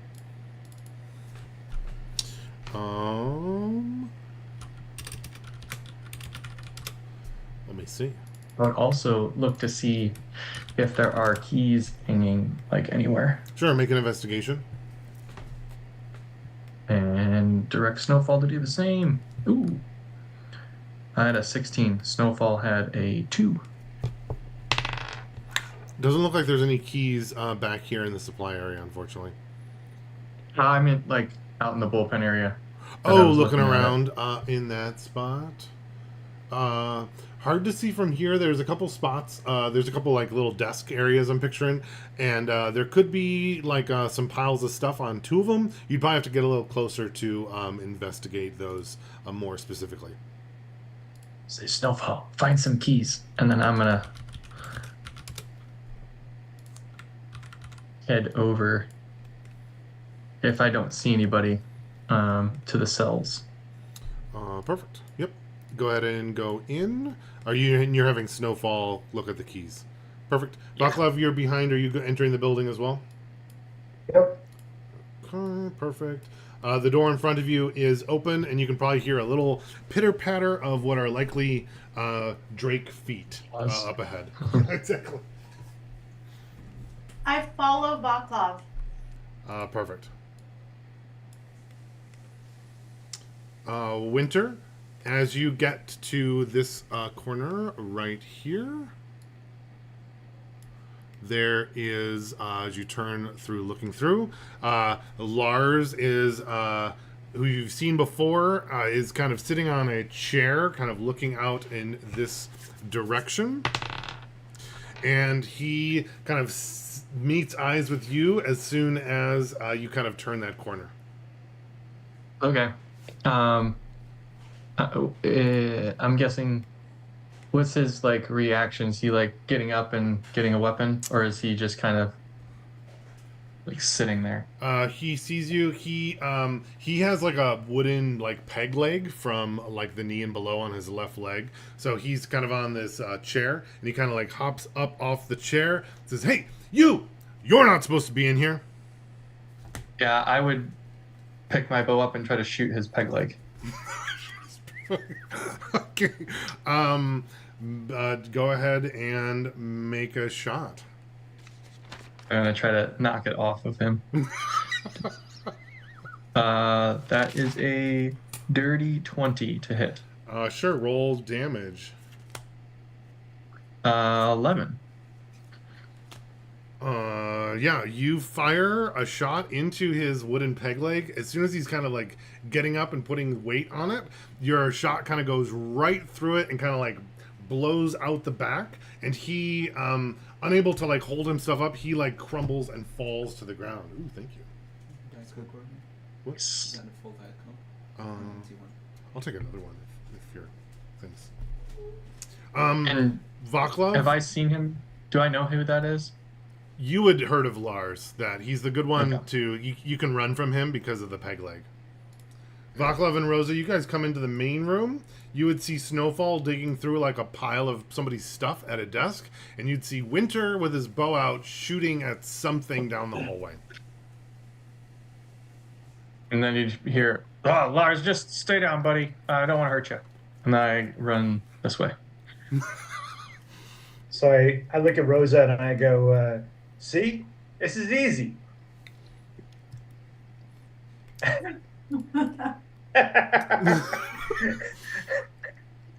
Okay. Can you make Ken? Can you make a investigation check for Snowfall? Sure. That would be a 4. Snowfall's unable to find any keys in that pile of stuff that could have keys in it. And he I'm gonna says come up to Draconic, find the keys to Vaclav and Rosa, but I don't know if they know Draconic or not. I think I do. But I'm going to come up to the corner and talk to Lars. Yeah, I do speak Draconic. Perfect. Vaclav, you turn the corner, you see Lars. It looks like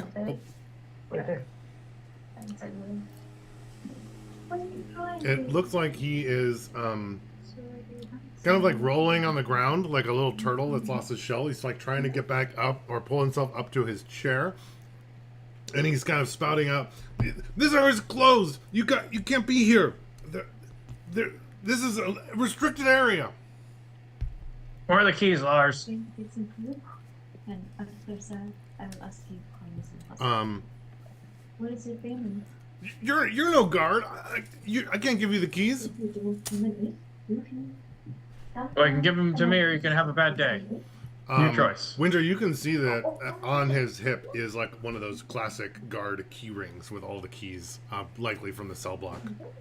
All right, I'm gonna say I'm just gonna take these, and I go up to him and attempt to take them. Oh yeah, he'll he'll attempt to push you off and not let you get them. You can make a sleight of hand, I'm imagining. Sure. Yeah, I have that actually. Oh no, I don't. Damn it. It's still a 12. Okay. I thought I had that. Thought you would have too.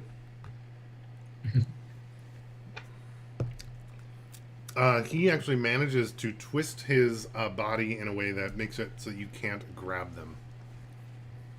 Vaclav, you see Winter and sweet, thank you.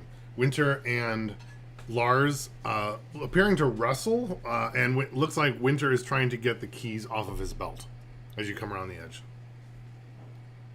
I go, Lars, and my voice like kind of reverberates in the chamber. And are there like I know it's still daytime, I guess. So yeah, the daylight coming through the window seems to fade. And I go, what did you do to my family? Can you make a intimidation with advantage? Sure.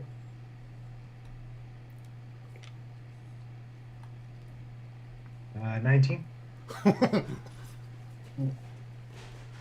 Lars immediately stops trying to fight off Winter. Winter, you can easily grab the keys if you choose to. I'm guessing that you do.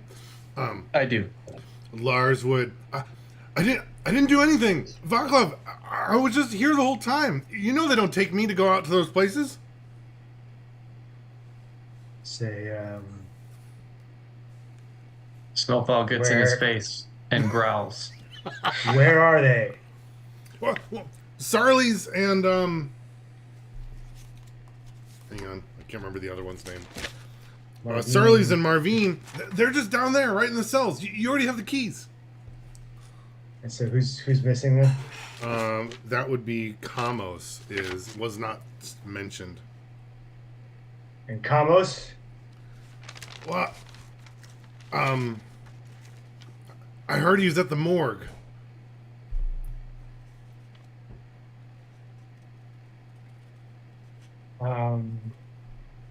I say, who put him there? And I pull my sword out, and I put it near his neck. I wasn't there. I only heard things. I just heard people talk. That's all. Please don't. And what did you hear? Oh, I heard that he fought back and that they had no choice. He's resisting. Exactly. I'll let Sarli's out, and I'll say, Sarli's, who killed Kamos? Oh, sorry. And one of the other token. Sorry, not one of the other tokens. I'll let both of them out and ask them. What was her name again? Margie? No. Marvine, right? Marvine. Yeah. Let's see. Say, who was it?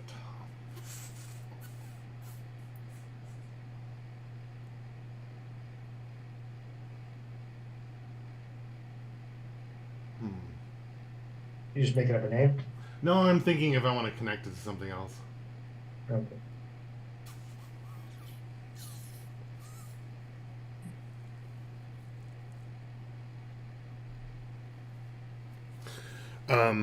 Yeah, you're asking Sarli's? Yeah. And she would say, It was the Baron, kind of quietly to you. And I'll yell. I'll not like yell it, but loudly say to the others, "The Baron killed Kamos." And Lars kind of has his hands up. He's still on the ground. You're shouting at him far away, and Snowfall and Rosa are menacing him. And he's visibly wets himself as he's on the ground there. I told you we should have smited them.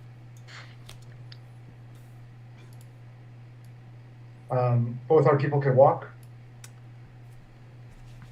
Good question. Looks like Marvine is unable to. She, when Winter went to let her out of the cell, like it looked like she was like laying on her bed, and she didn't reply when you were like, "Oh, are you there?" So, but you can still unlock the door. I would, lift her up. Like, can she like walk with assistance? It seems like she's like unconscious and covered in like bruises and like dried blood. I would lift her up and throw her over my shoulder. Perfect. And say, Rosa, she's hurt. I have my sword to Lars, and I purposely nick him, like just like that cut, that leaves the. And I say, your people misunderstand my people all the time, and I brush past him to come help. I want to actually relieve Winter of her. And I'll carry her. Yeah, that makes sense. I'm gonna walk up on Lars, and as I do, lavender flame flickers, and there's a knife in my hand, and he probably assumes I'm about to murder him. I was already assuming that. So instead, I grab his hair and kind of pull it to extension and slice off a lock of hair. And I show it to him, and I put it in my pocket very deliberately. Okay, perfect. All right. What are you gonna do with that? I go, nothing if you keep your mouth shut. Shh. And as I brush past, as Vaclav does that, I say, beware the oncoming quarter moon, my friend. As I'm carrying this woman, this unconscious woman. The quarter moon. The quarter moon kind of starts mumbling in like just a little pile underneath him. The rest of the party, you guys are making your way out? Yeah, Was let's there get back to the rest of the any group. other people in the cells? Oh, there? yeah, probably. Would I recognize any of them as like trouble or ne'er-do-wells or anything like that? Certainly. I think there's probably... let me see. Who else would be in there? Yeah, there's probably 3 others currently in the cells. 2 are probably like frequent flyer ne'er-do-wells that are like locked up and they left out. And then one of them is probably someone that you wouldn't recognize. Is it a dwarf? I'll let up the 2 ne'er-do-wells and just say, we were never here to those 2. And then ask Lars, what's he in here for, to the other one. Yeah.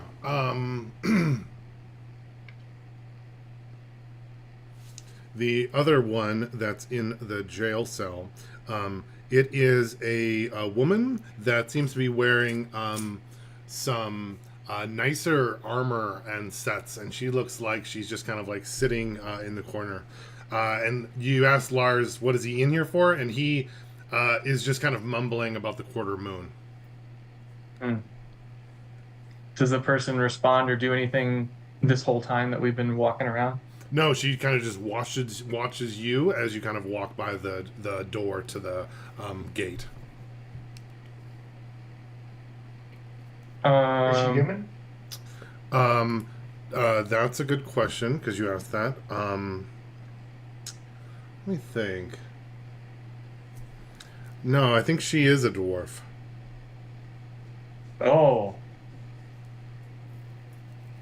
All right. I'm gonna ask in Dwarven, did you start those fires at the warehouse? What do you know about that? And she would just kind of look at you more intently now after you asked that question and spoke in Dwarvish.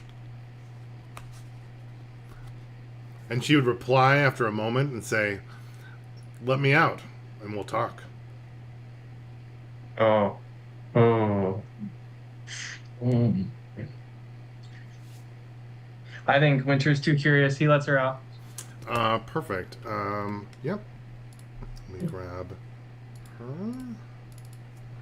And I'll tell the others in Infernal, she knows something about the warehouse. Cool. As she kind of like follows you and the party with the rest of the groups, you let out a couple ne'er-do-wells. I'm going to go grab them. There are, you remember, Lionel and Navid. You've seen them before. They're both humans. They kind of just run ahead of you guys out through the back entrance. And they're like, "Oh, we owe you one, Winter." And the other one's like, "Yeah, well done. Next drink, when you're old enough, is on me." All right.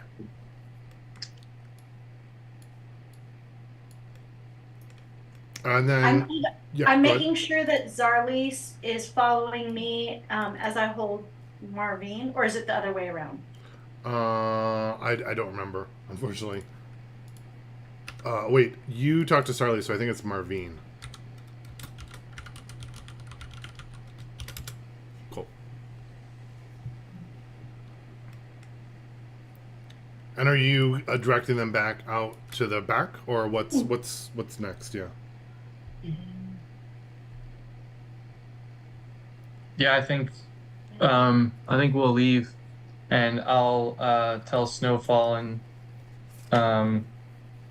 Draconic to keep an eye on our new companion. And I look back at Vaclav, and he's probably like, I don't know, putting the lock of hair or whatever in your pouch or something. I'm like, I haven't seen Mogi.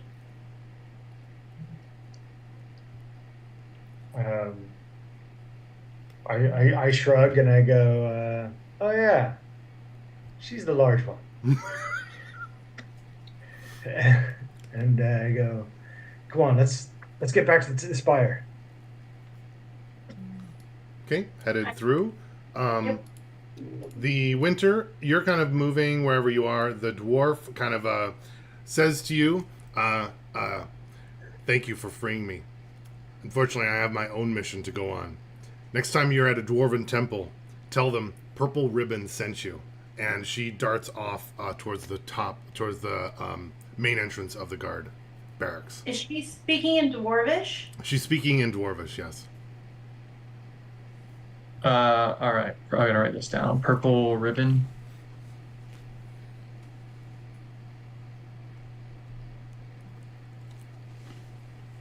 Yeah, she said, "Tell them Purple Ribbon sent you." Yeah, Purple Ribbons sent you. Okay. I'll just nod and kind of watch her leave, and then just have Winter or Snowfall follow us. Then Yeah. come with us. As you kind of watch her as she goes, you notice that there's almost like this otherworldly grace as she moves, and you're like, "Wait!" And then she kind of goes through the door and is gone. Mm-hmm. Did I notice anything with my blind sight? Was she like disguised or anything like that? Didn't seem to be, no. Okay, just curious. Cool. Good question, though. Okay. Back to the Spire people. Yeah, you guys are heading back to the Spire people. Hey guys, I'm gonna be waiting for just a couple minutes. Perfect. Yeah, you're heading out. I'm gonna cut quick to Loki and Phoenix up on the Spire. Loki, you were looking at the battle patterns, right, for what was going on at the water area, and Yeah. Phoenix, you were keeping an eye on like the party and the guards barracks, right? Loki, you would have noticed that the battle seems to have been totally won, pushed back these deep scions into the water, and it looks like the guards are starting to redisperse back into little groups talking about things, and one of the groups does seem to be heading back towards the main city, and it looks like they're heading towards the barracks. Phoenix, you would see the nothing in particular in the direction that you were looking, but that group, I'm imagining Loki would probably tell you about it. It does seem like they're moving towards the barracks area. And you saw the party go into the barracks, and you have not seen them exit yet. And you can't see them inside, but you would be able to clearly see them when they're exiting. So does it look like from the distances and things that, well, they haven't even left yet, right? Right. All right. If that's the case, at the leader of the group that's headed in a direction towards the barracks, I'm gonna shoot a ray of frost at him to try and slow down / redirect. Okay, make an attack roll. See what happens. Oh, great. What is that total? 9 and where is... Sweet. Sorry, I don't remember what my spell attack plus is. There we go. Okay, so it's a 14 to hit. Cool, 14 barely hits. Nice. Nice. Okay. And then Ray of Frost is causes 1d8 cold plus And it'll be 2d8 because you're firing from the spire. okay. And then it reduces their speed by 10 feet for a turn. So it's going to be 12 damage. Perfect. Let's see. That guard was actually pretty injured already. When you hit him with the Ray of Frost, he freezes over and kind of falls to the ground and shatters. The rest of the guards kind of scatter to the edges. It looks like they're trying to take cover because again, the Ray of Frost was very clearly fired from the top of the spire, I'm imagining. Right. Perfect. Phoenix, you just watched Uncle Loki murder one of the guards. Yeah. Well, they're my moral compass, so I'm gonna say, Phoenix, make sure you keep an eye on them. We need to keep a clear path for them coming back here. It's clear. Do you need help? Right now, just keep an eye out for when they start heading back. Fine, I will continue to actively perceive when they're on their path back. Perfect. How many other guards are in the group that? There were 3 other ones there. I just realized I totally didn't have to kill them. I could have tried. Oh well.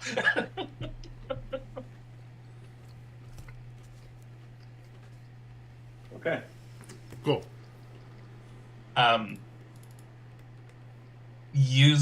I'll use thaumaturgy and call out. Is that more? What were they? And I'll say, is that more deep scions returning? Oh, good one. We say, is that more deep scions returning? Yes. And are you saying it to the group of guards, or are you using it as a loudspeaker? I'm using thaumaturgy to just boom my voice out loud.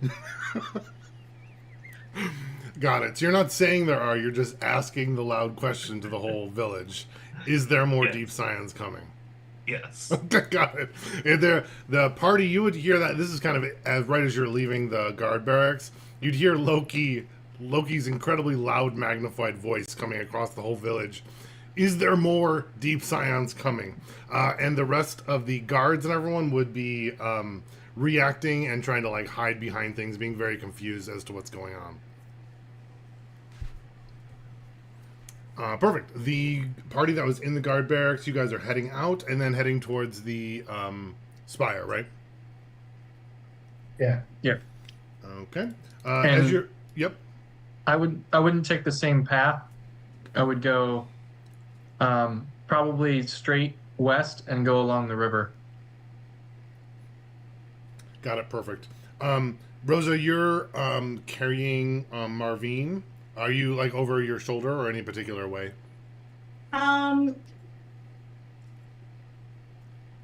Over my shoulder.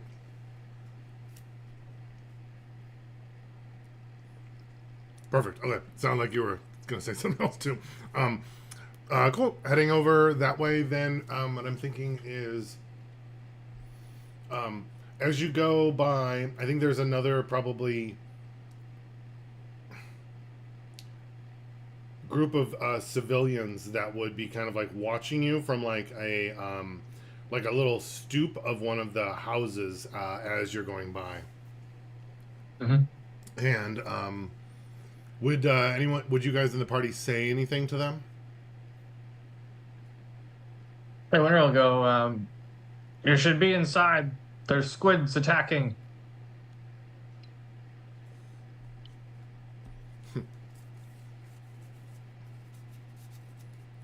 Yeah, they're attacking because of you.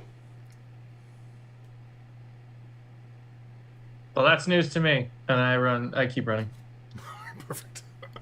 Okay. Heading back to you guys get back to the spire, and are you bringing your the injured the other tieflings with you? Of course. Yes. When you get back into the spire, the door opens for you two, for all of you. But when you get to the room where you have to like be tested by fire, Sarli's and would say, "I can't go through that door." Ah, crap.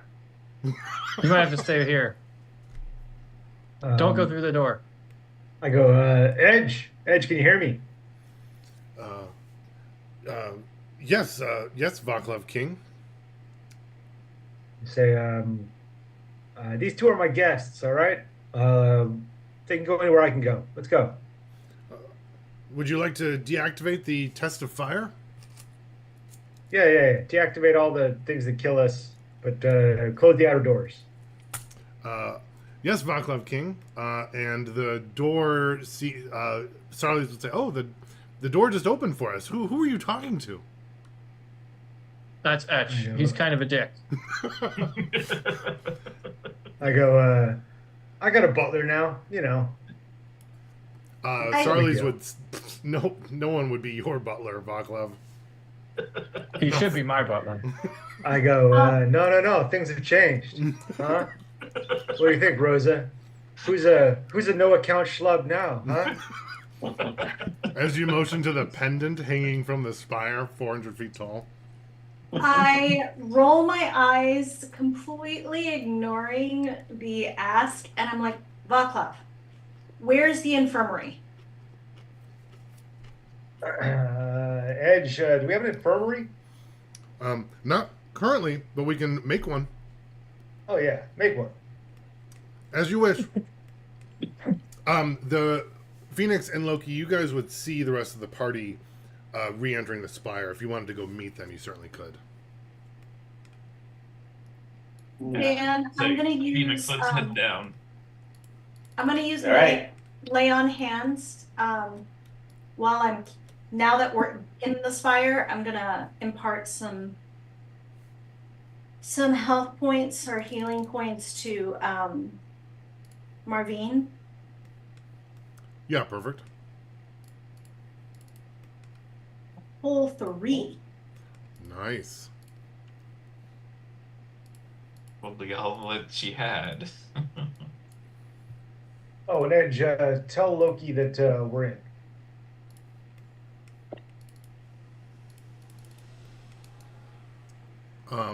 Oh yeah, so everybody I dragged everybody back here, over into the area, and then we're gonna have, oops, I want to do this, and we'll move this as the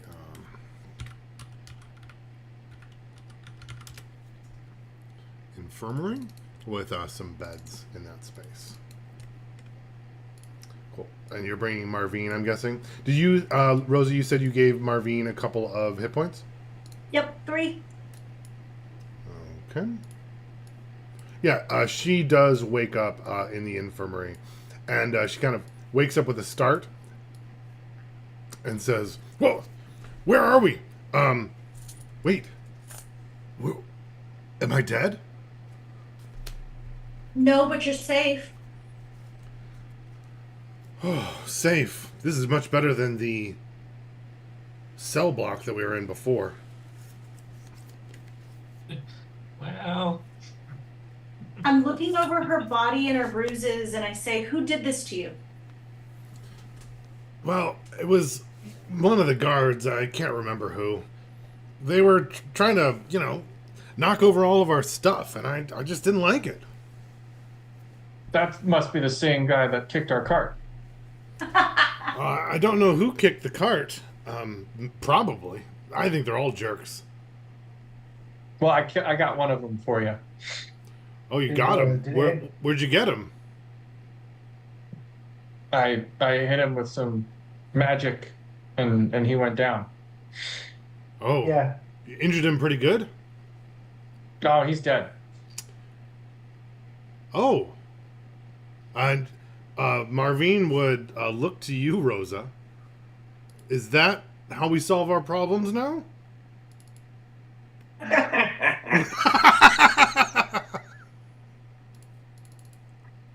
And did Edge tell Loki that we're inside? Yeah, would you do that? Yes, yeah. Loki and Phoenix are down with you guys in the infirmary. Everybody's Oh, back okay. together. I'm sorry. Right.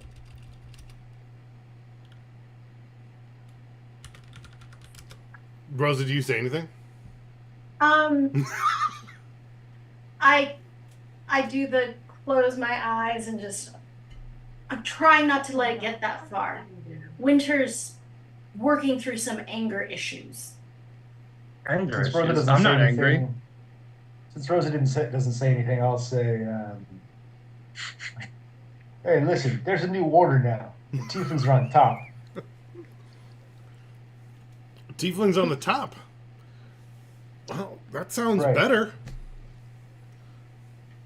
Yeah, it is And bad. dragons. And I show Snowfall. Oh, we have a new pet too? He's not a pet. He's a dragon. His name is Snowfall. Well, hi there, Snowfall. She kind of puts her hands out and lets Snowfall sniff her hand. Mhm.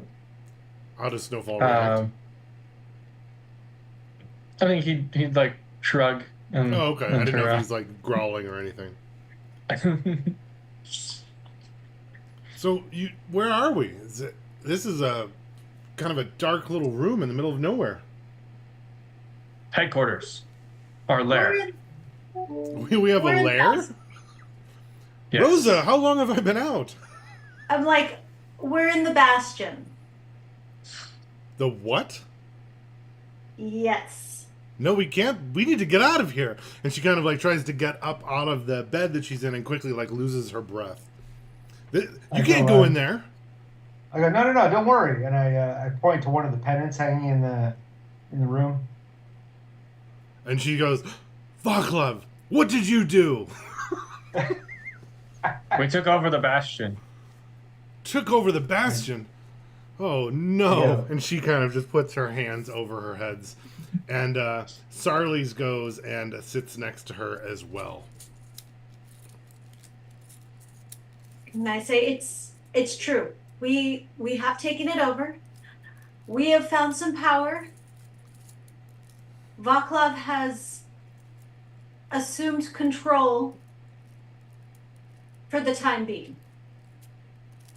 For the time ever. Until I take over and I advance to the next rank. Yeah. Sure, kid.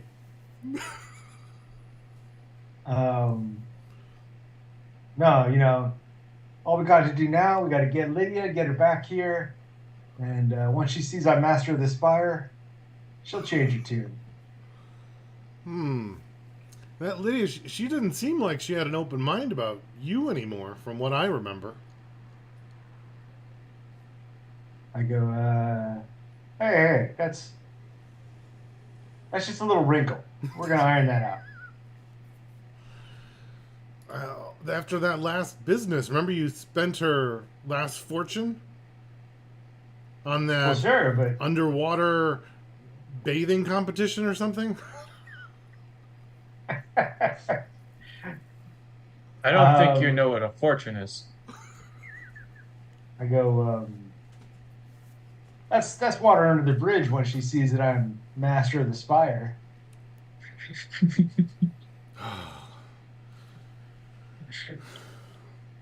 Well, Master of the Spire, what's next? Well, like I said, we just got to get Lydia and the others and get them back here, and then boom, happily ever after. What is my knowledge about Marvine and Zarla? How do you say your name? Zarlis? What's up? What's up, dude? Like, what do they specialize in? What do they?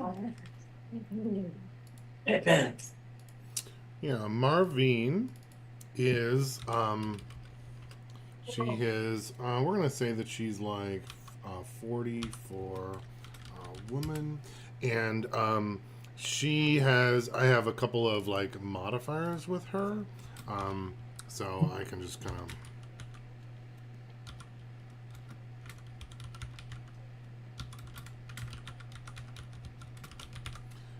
and her those are like my little cards to help me give personality to them, so that's why she's not like totally freaking out. She's pretty relaxed, which was a pretty funny draw on my cards, and then her job or what she did, it can be anything. I'm looking for suggestions on Marvine. What would she have been doing, or her job? Kind. How old is Marvin? She's 44. She's an older tiefling, but she's always been like relaxed and chill, but she just didn't want to go because she thought it would be fine. The foolish modifier, but obviously she was wrong. Maybe recreational herbology. I like that.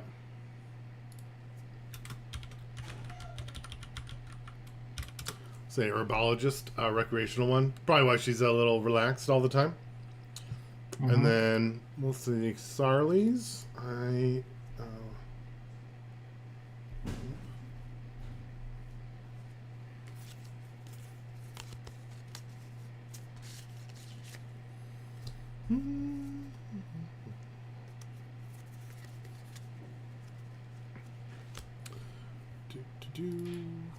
Sarlies. She's a bit younger.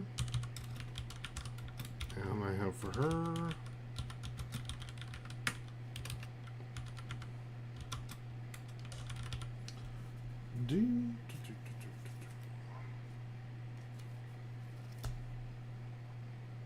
Dan, I assume that Kamos was the old crusty. I was born in this hole. I'm gonna die in this hole guy. The one who died. Yes. Okay. Yeah, he was also the one that like fought back the most, or that's the story at least. And Sarlies, I think, is still finding her way, but let me see if I get a little. She was. Ooh, I like that. She is like a. What do you call the people that are like all into the signs, astrology, right? So she's like a astrologist. She's really into the signs and like connection with deities and all that stuff. Okay. So when they look to me asking like what's going on right now, I kind of lean forward to the girls and I say, listen, Vaclav is going to do what Vaclav's going to do. We're just trying to make this a safe space. And I think with the way that the Bastion's set up, and I kind of look around and if I recall,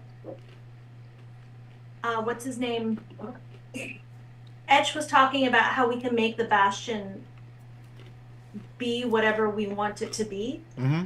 Like we can call Lydia back, and we can actually have somewhere safe to live, and make this city our own. The family will be safe, right, Bucklaw? That's right. Yeah, especially as soon as we kill all these people that live here. No, Phoenix. Oh, just the watch. Yeah, we can right? just- kill all the watch. The kids. Well, are we pretty could just excited let right the now. monsters do that too. Mm. Oh, Good idea. yeah, we might have some Kraken neighbors, but we'll work things out with them.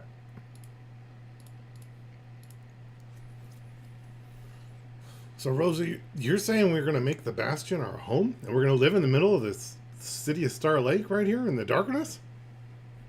Well, actually, this is our birthright. What do you mean it's our birthright? Yeah. We found all these like relief sculptures and everything. Like this all used to be, an infernal place, right? Like this used to belong to our ancestors. When you're talking about the reliefs and the symbols, Sarley's ears definitely like perk up. I saw some of those when we were coming in. You think maybe I could take a look at some of them? Yeah, of course. I mean, if it's going to be our new home, she says, kind of looking at Marvine, and Marvine just rolls her eyes again. Why don't we just go Lair. to Gilmore? Where? Gilmore. No one to fight off there. It has a bastion. We can make it that our own too. We gotta go to Lydia and get the rest of the family. I go. I think we only need one bastion, right? Well, I'll go to another bastion, and I'll be in charge of that one. Yeah, that's exactly what I was thinking. Yes. I don't know if we all need our own bastions, but I do think that there I'll should take be more yours, than it's one in fine. the network. Go. Anyway, we need to get some rest and then go up north and get the family. I'm a little worried about this Kraken situation.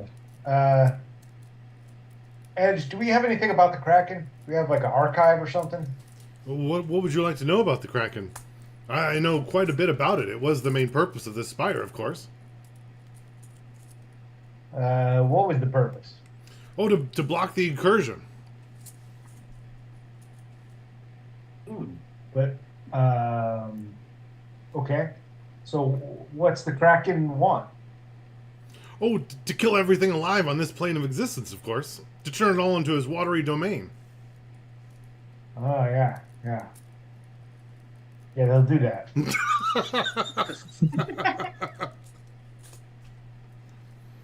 And block the incursion, you said, huh? That was the goal of the spire. Since we've restarted, though, I haven't been directed to do that. Oh, Well, that's- After it kills all the guards, then stop it. I'm sorry, Master Winter. I can only follow direct orders from Vaclav King.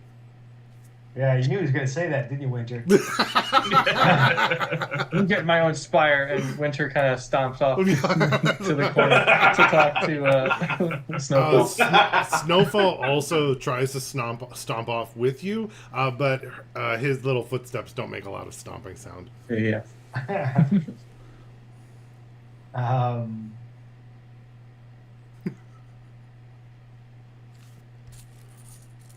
I I say, asked Edge, I mean, how long until the incursion is going to proceed? Oh, the incursion will grow slowly over time. Hence why I said that eventually the city of Star Lake will fall. But in order to re-block it, we'll have to clear the entry space of the incursion, or the fancier word of that, the beachhead. beachhead. Yeah.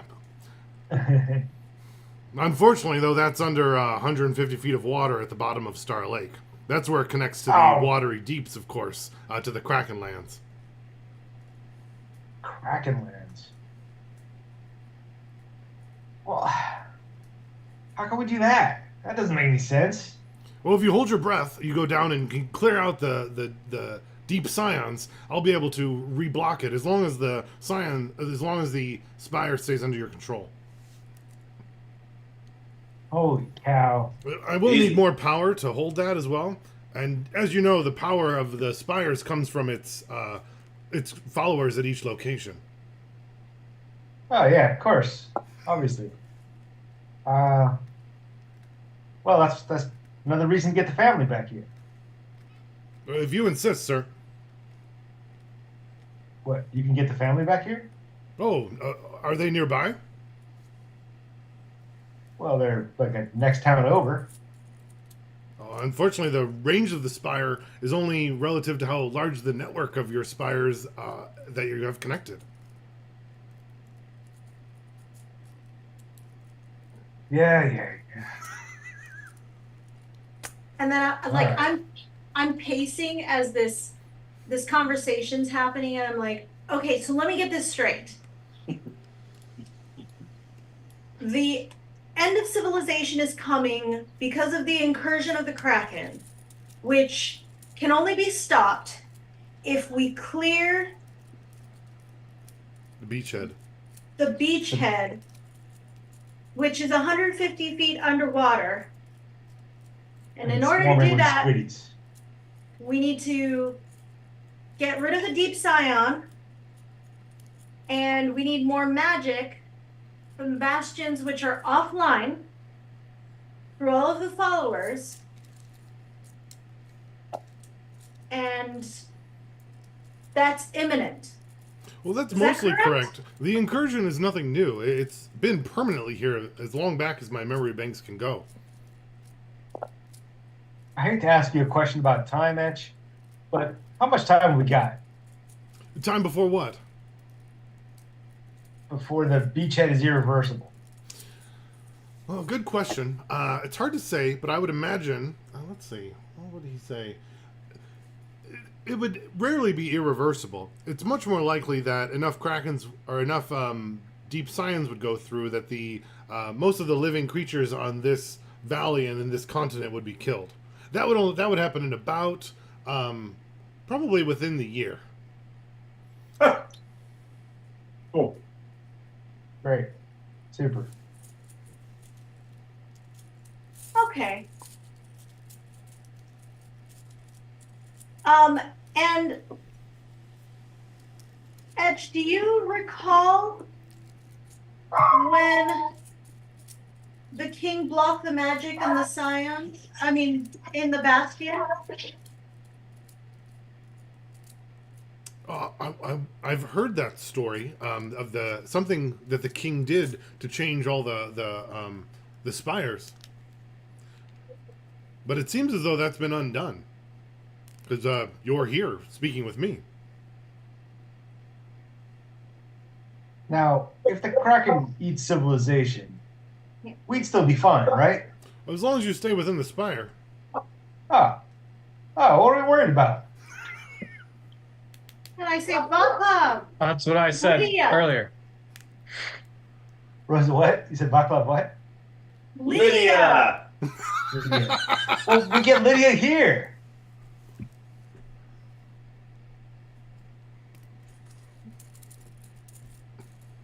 That's How a long- great plan, everybody. Perfect. So we live here together, even with the others, and then we all die, and then humanity is wiped out. No more tieflings, no more dwarves, no more elves. Just scions and krakens. Well, we should be able Yeah, to cool. continue pumping the water out for quite a while before you would all drown. Ah, that's great. It's a good plan.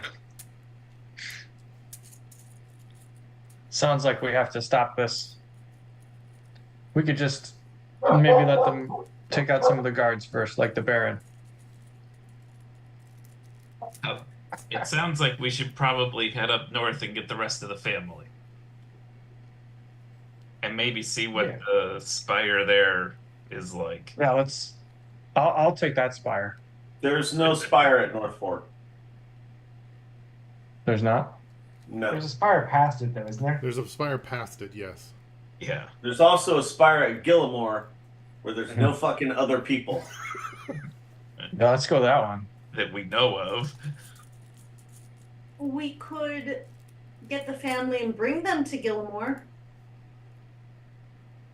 Wow, great idea. Who would have thought Wait. of that? Batch, Who the hell taught Phoenix sarcasm? Batch, if this bastion is for the Kraken, are the other bastions for the Kraken? Oh, of course not. The other bastions are for different incursions. What's the easiest one to deal with? I wouldn't define them as easy. Most of them are world-ending possible. And how many bastions are there? 27. That I know. There are of. 27. Well, this is How a many- dumb world. Winter's like trying to count on his fingers. He goes, "That's a lot of bad things." Some of them are much slower acting than the Krakens. It seems like they were waiting for whatever reason. And Etch, you said of the 27 bastions, we are the only one online? Unfortunately, I can't connect to the others to confirm or deny that. I just know that we aren't connected to the others at this point. It could be that All right, others guys. turned them, made them online as well, just as you have somehow. What do you think? We get some rest. We go out, catch the family up at North Fork. Now the other tower up there beyond North Fork is like in the wilderness. It looks like, right? Yeah. You might know if something North Fork, you know, is like a mining town, and you might know that this spire is closer to like where the larger mines are of North Fork, not necessarily where the town is. Okay. And I go. Then we could just keep going up to the other tower, capture it in the name of Tiefling Kind, teleport over here, and Bob's eat, your drink, uncle. and yeah, exactly. Have a lovely reception for me and Lydia. Good idea. Was Winter around when Vaclav and Lydia were together at all? Just out of curiosity. I would think so. How recently did Vaclav and Lydia break up? The most recent breakup? Yeah, that's what I'm thinking. I'm thinking like 10 years ago. Oh, and Winter's So- only like 16. Yeah, he's 17, so he would not have known. He'd How they probably were only together. heard- he's He'd probably have been heard a kid, stories, though. that's all. Yeah, You might kind of remember. Yeah. yeah. Would anyone have told Winter that they were terrible together? I'm guessing that Oh. some people would have. I would Rosa- imagine. Rosa says it all the time. Yeah, Yeah, Rosa will Ro- tell anybody I- who will listen. I would imagine Lydia probably says it too. Vaclav, just a little piece of advice. If you put me in charge, I'll tell you how to get her back. I go, I think I've already solved that problem.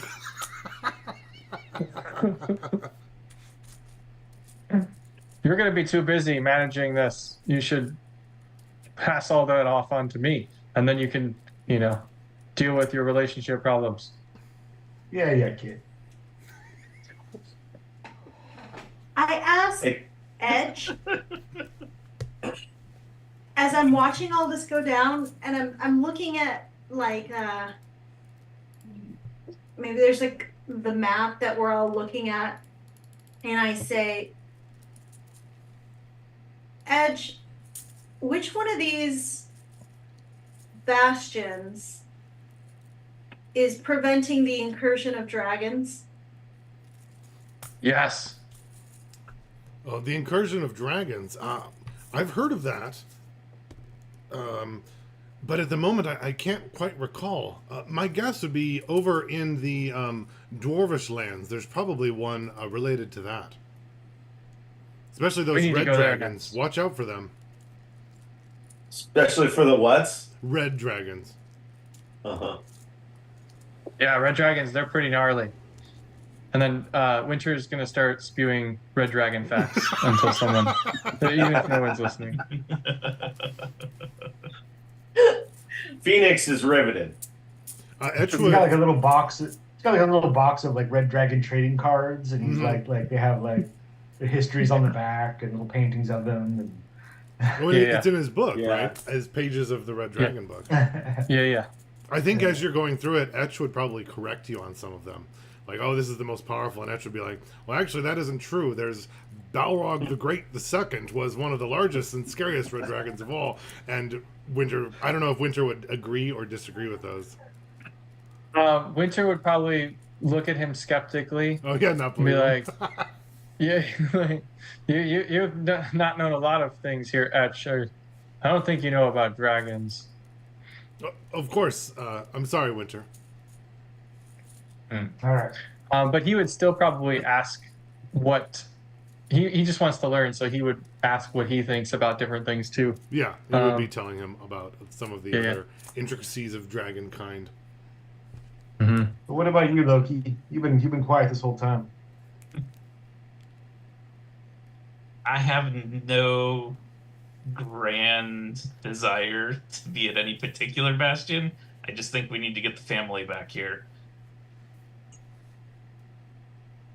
All right. Should we get Let's some head shout out? north. Let's head north, rest up, and head out, and get the family back to help run this bastion. All right. This was where we always belonged.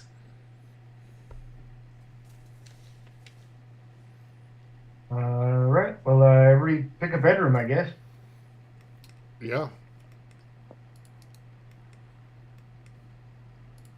Marvine and Sarles, they're going to take the two over here.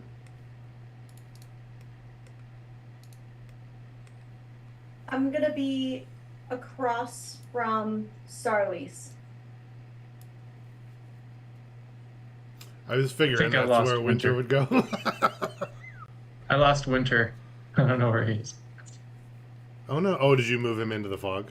Or maybe I he might was have. just- Oh. Well, if Winter's token gets lost, that means he dies. So Well, there is a token up at the top of the spire. yeah, you can just grab that one. I can drag it down. Yeah.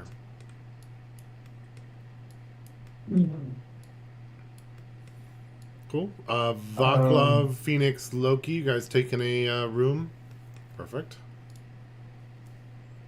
Yeah. Before I go to bed, I want to hop back up to the top of the spire. Look down at the Baron's manor house or castle or whatever Sure. it is, and cast Move Earth to cause a message to appear in the stone. And Is it like a small message or is it like a giant one in his courtyard? I think it's like 6 foot tall Yeah. letters across his wall, and it says "Come here and parley." And then I go to bed It says that on the Baron's house? on the Baron's house. Yeah, Okay, interesting. I What's what- figure he'll know who did it. Got it. Oh, I see what you mean. What does You're not- it say? Come here and parlay. The Sarles and Marvine kind of picked rooms first because you guys were all kind of thinking about it. As they did, Etch kind of went and spoke with them, and you would have heard that as they're going. And Etch would ask, "Is there anything I can do to make your stay more comfortable?" And Sarles, taking a look at the empty room, would say, "Well, I mean, I wish there was a bed or something."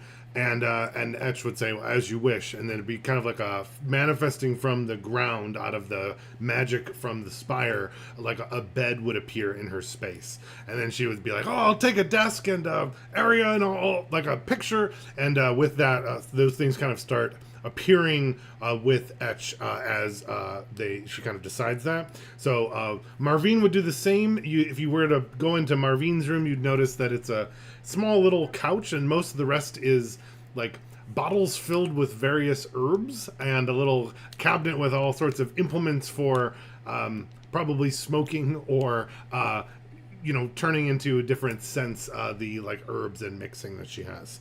So each of you would also have that option if you're doing any quick little room arranging, if you'd like. I think, Rosa, would you ask for anything in specific? I think you were picked your room first there.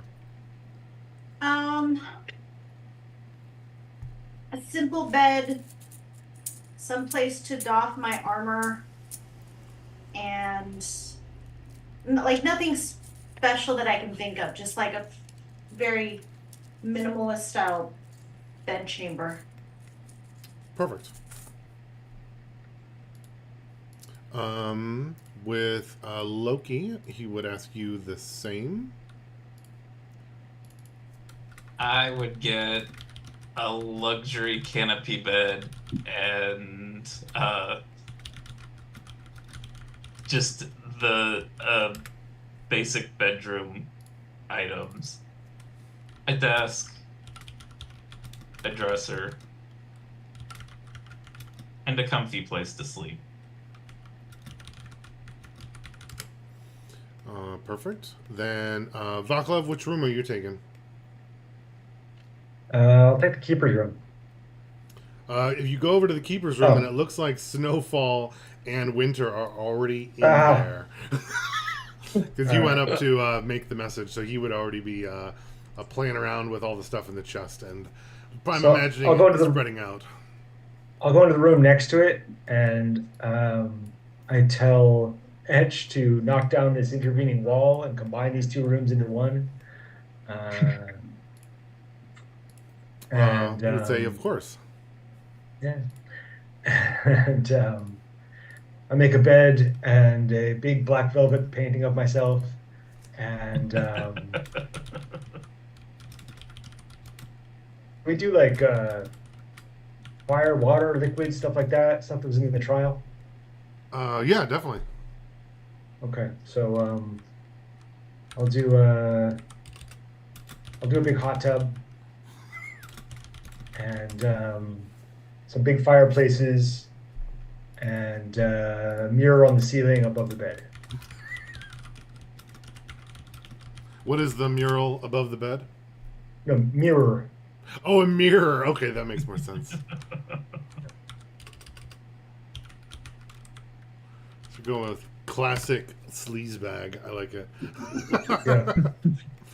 And keep these fireplaces raging. I like it to be about 115 in here all the time. Of course, never a degree less, he says. Good, good.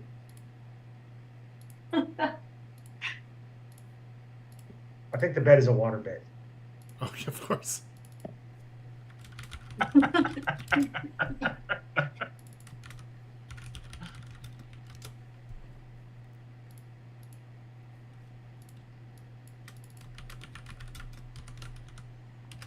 What is Phoenix's bed like? Yep, that's my next question. Is going over to Phoenix's room. Phoenix's room. He's gonna kit it out like kind of like he's never really had a room before. That's so what I was thinking. He's probably gonna go a little bit bonkers with this, but it's two of everything.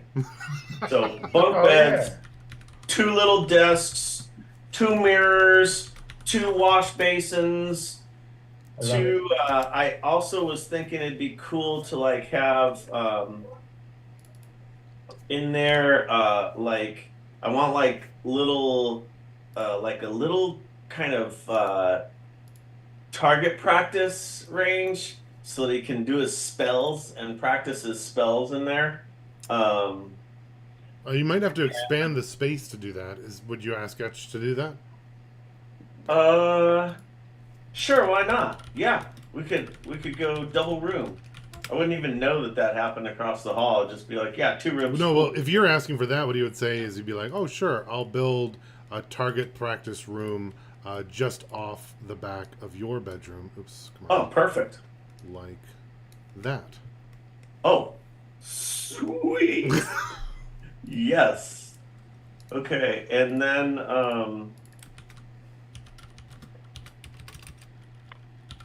yeah, that's cool.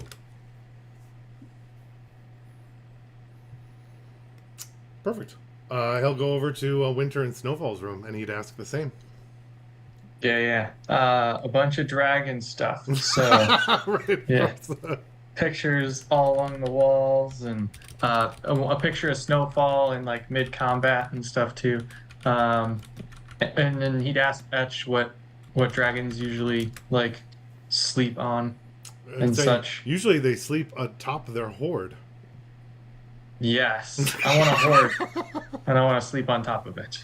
Unfortunately, there's not enough jewels currently in the bastion here to make a hoard. I can make a one that appears as though a pile of gold. That's sure. I'll do that for now until I have real gold. That sounds good. Perfect. He'll make a pile of like stone that's in the color of coins and like objects that would be in a dragon's hoard. Sweet. And I'll have one for Snowfall as well. Yeah, and then I'd probably ask him to make it bigger as well. And what would I have? What would Snowfall want? Oh, and in Snowfall's corner, if possible, it would like there would just be like dust or little snow just kind of trickling down repeatedly, cycling, because he's likes the cold. Sure.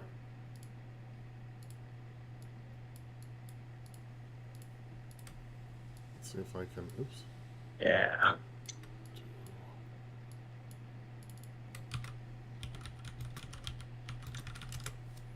Cool. Kind of like that. That sounds good. Yes. Perfect. Winter, you would notice though that your dragon horde bed is not super comfortable. I'll get some blankets and such to pad it down and cover my horde. Got it. Perfect. All right. That's everybody with their spot. Oh, Dan, I also wanted on the door to my room, I want to make sure that it says Phoenix and Sparks's spell casting range. Sure.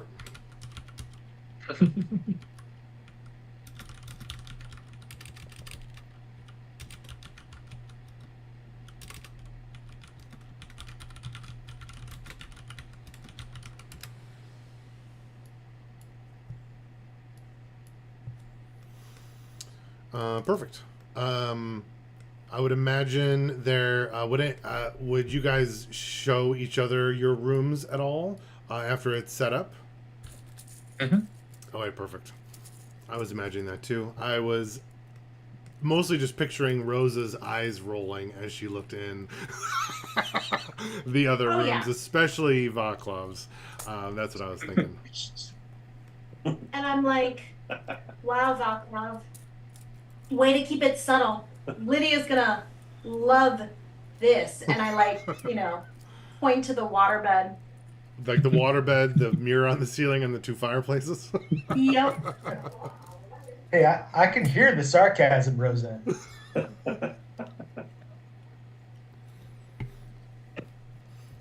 Perfect. I think with the new spaces, you guys are going to do a long rest, right? Yeah. Yeah, awesome. Go ahead and have our long rest. Is there any watches or anything? Or are you guys just passing out here? I'm not putting up a watch. Cool. We'll have Etch run the watch. Sure. Mr. Loki, what would you like me to watch for? Wake us if anyone tries to come in to the bastion. Of course, we'll do. All right. Then with our watch, let's see how it's gonna go. Thinking.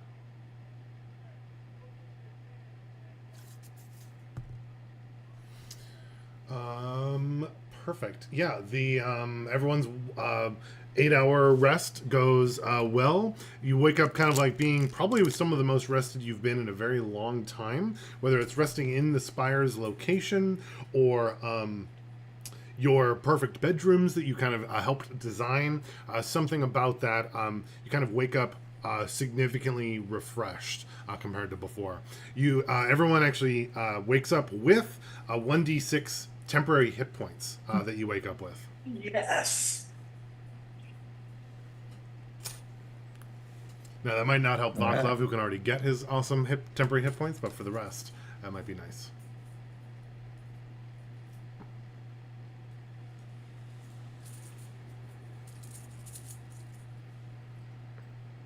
Hey, Ange, can this place make food?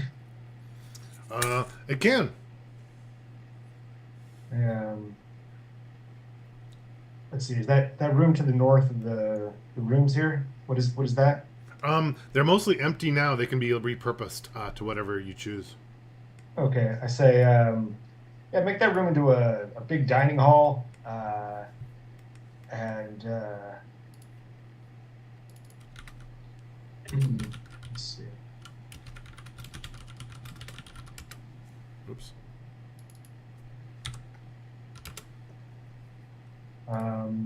And then I'm going to order up some ingredients and have Edge create a kitchen, and I'm gonna actually make breakfast for everybody. It's gonna be like spicy egg noodles with like bamboo shoots and fish cake.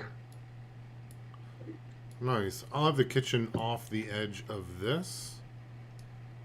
That It's makes- spicy enough that it would injure a human. Oh, right. Of course. I like that. Do you make some for your guests as well? Or your Yeah. family? I guess they're not necessarily guests. Yeah, of course. Perfect. Can you do a roll for how good that is? I think cooking is like a profession, but if you have, I have- a roll... Oh, you have it. I have proficiency in cooking. Oh, sweet. Equipment. Yeah, go ahead and roll.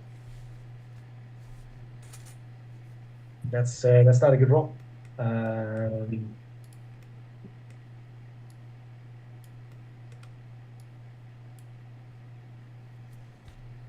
well.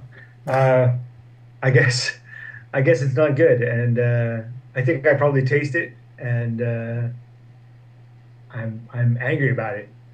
You know, I think you're probably used to cooking over open fire, things that are like not very good, maybe materials, and you're not used to like actual magical kitchens that keep things at the right temperature with pots and pans that are magically built and like correct. all right. So Kind of, it's missing that, the seasoning from all the old pans and plates that you have. right. So I will. I'll do something to kind of like hide the flavor. I don't Heavily know, salt everything. Over spice Yeah, it. maybe.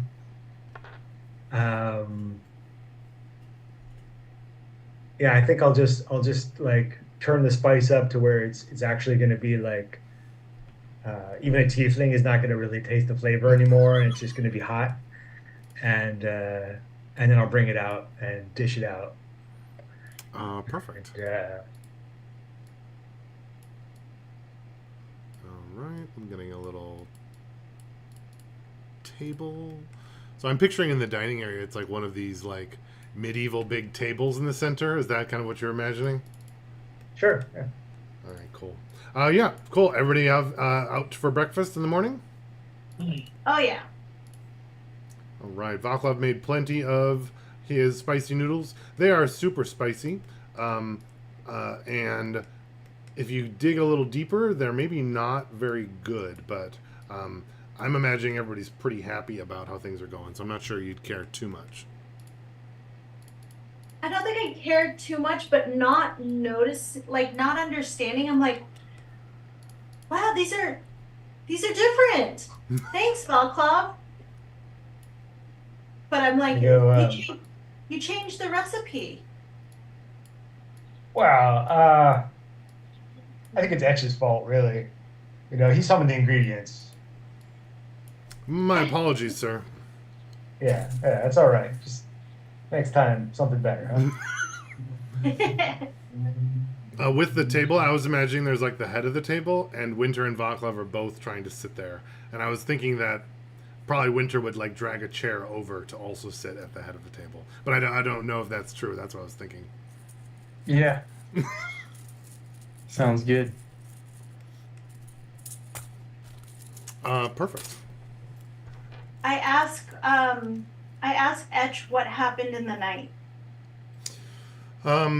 Nothing happened with the bastion. No one tried to get in, so I didn't wake anyone.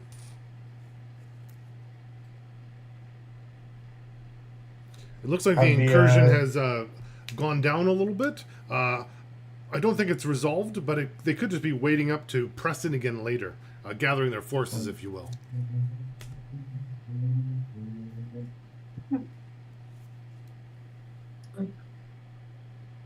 Ask him. It's so Etch. If they were to try anything, would they meet with any success getting in? Getting into the bastion? Yes. Unlikely. However, you all got in, so maybe I'm wrong.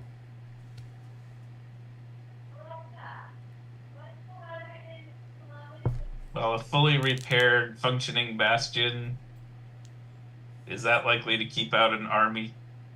It depends on the army and how many spires they control and their magical prowess, of course. There are records of spires being taken over by force, as well as being given up. Interesting. Okay. I'll be right back.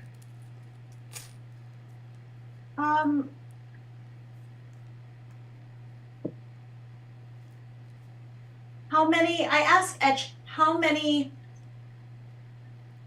people can our bastion comfortably accommodate?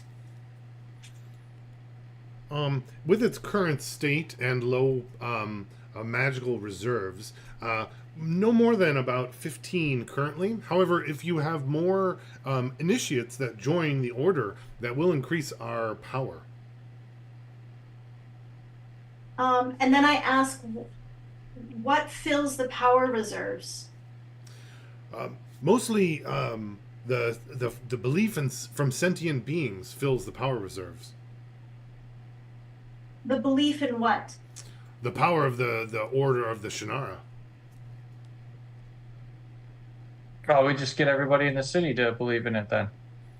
Of course, that would bring us quite a bit of power.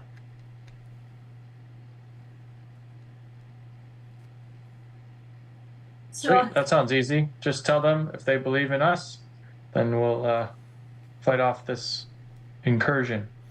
Oh, I'm sorry. You'll have to have them go through the initiation trials to join the Order of the Shannara. So, are the initiation trials set, or can we change those? Well, they're set by the leader of the Spire. So in this case, it's you, of course, Mr. Vaclav King. Oh, well, that's great. They can learn this secret handshake. Yeah. And I roll my eyes and I go, great, now we're starting a cult. All right, so let's set the initiation to this. If they can snatch the fork from my hand, then they're an initiate. How's that? As you wish. All right. I'm What about the next one? I'm gonna walk over to Marvine with a fork and be like, "Okay, you ready for your initiation trial?" She'd say, I don't know. Do I want to be an initiate? Does that mean I have to go fight these Scions of the Deep? No, of course not. You just, you puff and keep us all mellow, huh? I can do that. Yeah. So hold out the fork. Snatch the fork from my hand. Sure. She'll grab the pork from your fork as you hold it out to her, or in your hand that you're holding it. And then Etch would approach her and say, welcome, Marvine. You are now the initiate of the Order of Shannara. And he would give her one of the badges that the rest of you had as well. Nice. And I'll do the same thing to Sarlis. And Sarlies would quickly snatch it out of your hand, and she would be an official join as well. Etch would I say, was just waiting for somebody to accidentally like bobble the fork like in their Right. in their haste and get "Oh, that's a good teleported out. question." Yeah, right. Okay. And no, not in this case, but I do like that idea. Good. Marvine and Sarlies are part of the Order of Shannara now. Etch would say, I can feel the reserves already growing. Marvine and Sarlies, you now have privileges to enter and exit the bastion, and you can set basic privileges of the space.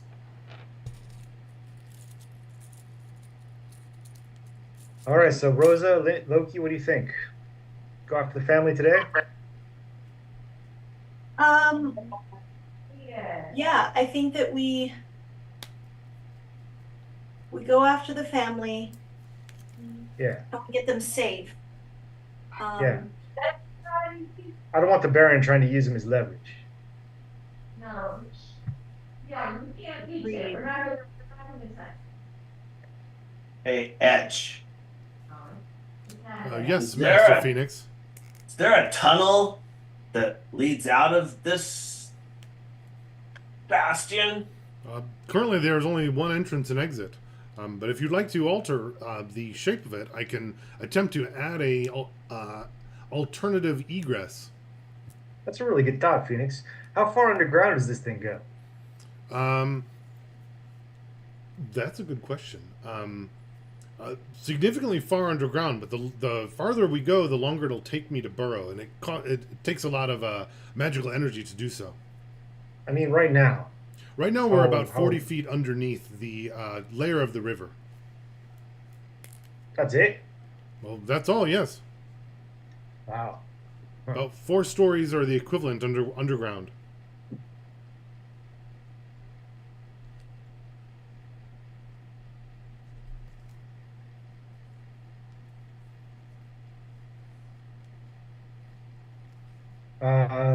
Would it take a lot of power to tunnel into the base?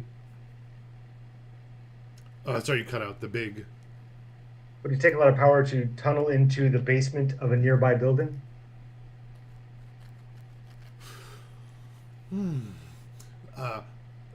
My apologies, Vaclav King.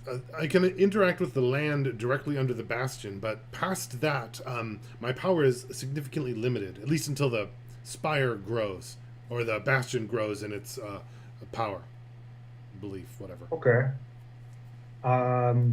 What's in contact with the walls 40 feet underground? Is it rock or soil?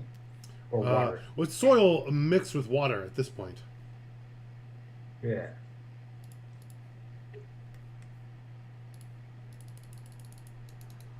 And there was kind of walls around with a little walking space around the whole thing, but there's probably a building or two that would reach, if that's what you're going for.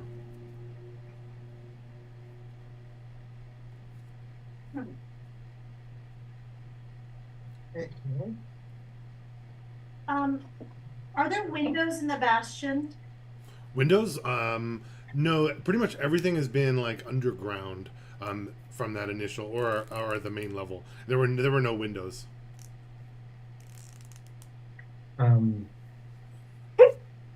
So, so is the bastion touching the foundation of another building? Let me see. Looks like it is only one building. If you're asking Etch that, probably Yeah. one building like over here that was built Okay. way after the bastion. Right. I say, anybody know what that building is? I look to see what building it is. Yeah, you think it's hang on, let me get a little name. It's the Baron's house. No, it's you think it's Wake's Barbershop actually.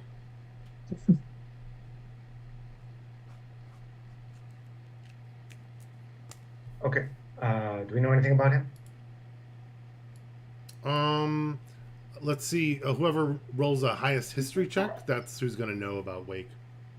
If everyone can do a quick little history.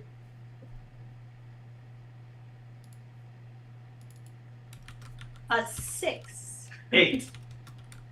12. Well, Anyone beat a 12? 3. Loki, it sounds like you remember Wake. That's where you'd usually get your hair cut. Also, it's been a clandestine meeting point a couple times. You have a strong suspicion that Wake has deep connections outside of the city, but either his barbershop is just his cover, or he just really likes being a barber, or it's all just a coincidence. Hard to say. All right. I relay all that to the party, and I think that's it's That was certainly promising. very promising. Yeah. Edge, give us a staircase down to the point on the wall where we're in contact with Wake's barbershop. And then give me an opening in the wall right there so we can see the wall of his basement. Sure. It will take me about an hour to have the spire do that. You'll have to be a little patient. I apologize. That's fine.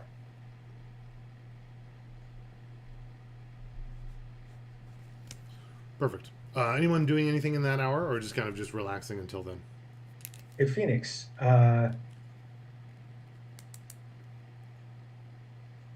you could talk to animals, right? yes.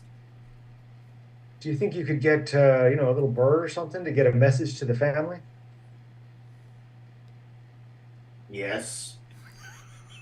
Maybe. I think so. Okay. Yeah, Definitely. let's just. Probably. Will the message come back, or is it one way? Where's my speak with animals? Let's see here. Speak with animals. Duration, you can comprehend, verbally communicate with beasts, and you can use any of the influence actions skill options with them. Must be said little say about topics that don't pertain to survival or companionship, but at a minimum, beasts can give you information about nearby locations and monsters, including whatever it has perceived within the past day. Well, I think that obviously a bird is gonna, if I ask it to leave and it says, yeah, I'll do that for you, it's going to come back home. So, yeah, I can definitely retrieve information as well. Okay. Yeah, let's write a little letter to the family and ask them to send one back, huh? Okay.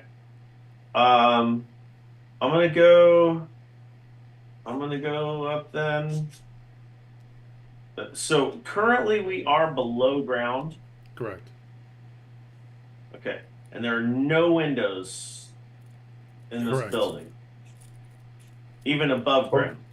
There weren't. Yes. But you can go to the cupola. The spire, yeah. Yeah. Yeah, it's fine. Yeah, sure. So, yeah, I'll go up there, and I wish I didn't have to freaking. Let's see. How do I get find familiar? Oh, it's ritual. Nice. But Animal messenger ritual too. I was thinking about Animal Messenger, but that might be I can't remember what level that is. yeah, I don't have that. Oh. I speak Okay. with animals and find familiar. So let me see.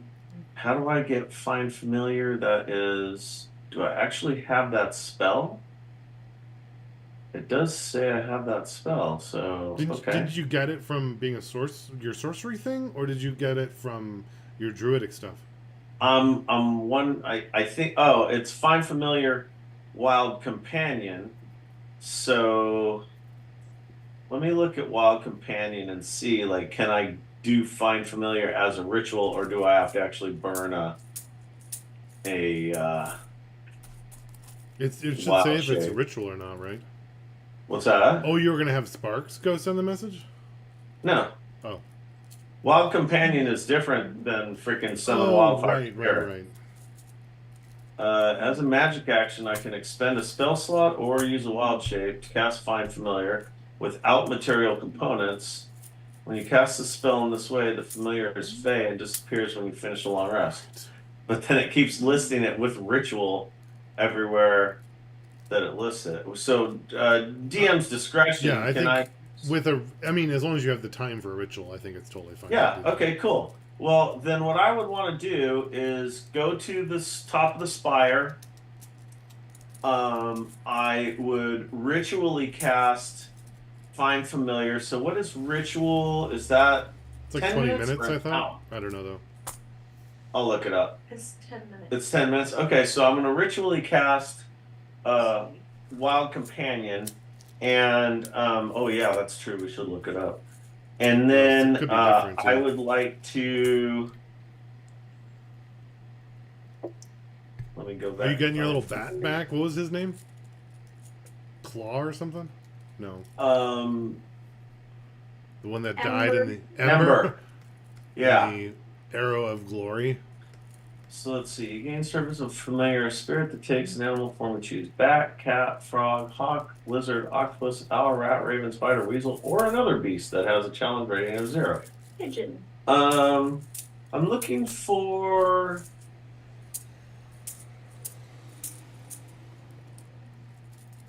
Let's see. Ember is going to be. Let me see what this link gives me here. Does it list all the beasts? Holy shit, it does. I mean, you can just get whatever animal you want. Yeah, I want to get like something that flies long range, pretty rapidly and doesn't tire out. Maybe I'll just do an eagle. That's a 0. Cool. So yeah, Ember will be an eagle this time, and I'm going to ask Ember to try and fly around and attract another eagle, and try and get another eagle to come to me so that I can speak with it. Okay, does Ember speak eagle? Can they talk to other eagles? Let's look at that.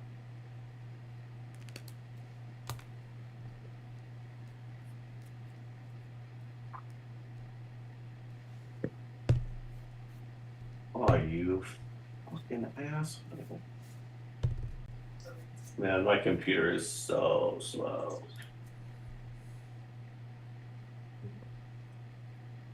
Okay, so...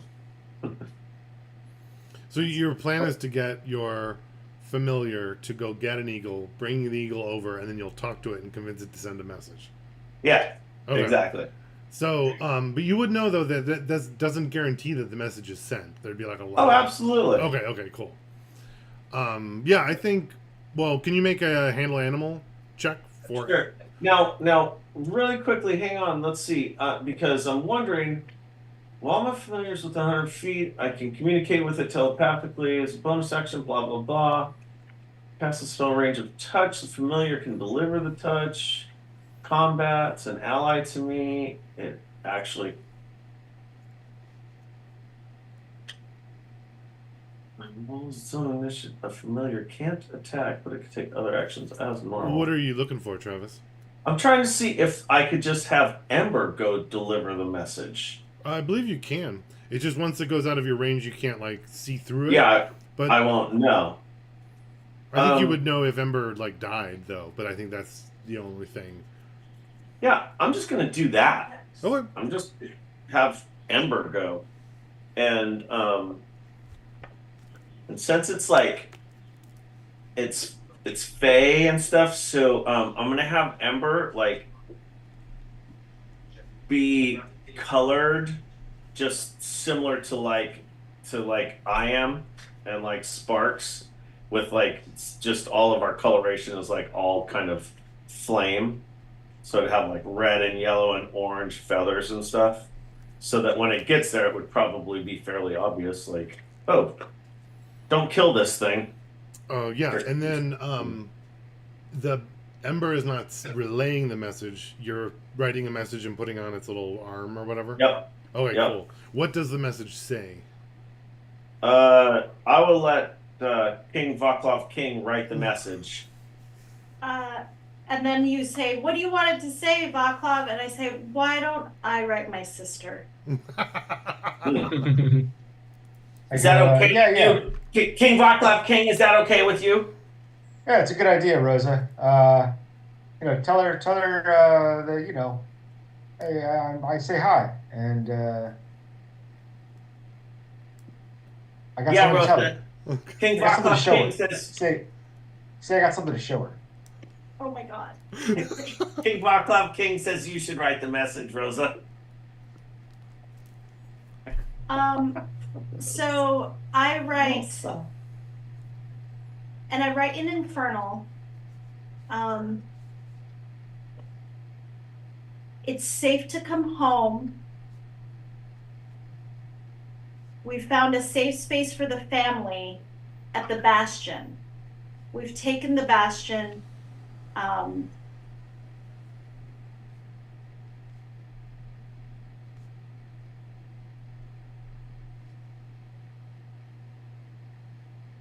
How fast is your, like, it's been 2 days, right, Dan? It was like a day, but then we rested again, so it's probably like a day and a half. Day and a half. And if I recall, we thought it was going to take 3 days. Oh, but you guys rode with them for a day and then double backed and then did it. So they're probably at the city, or at least you would expect them to be based on the timeline. I would say, come back to the nest.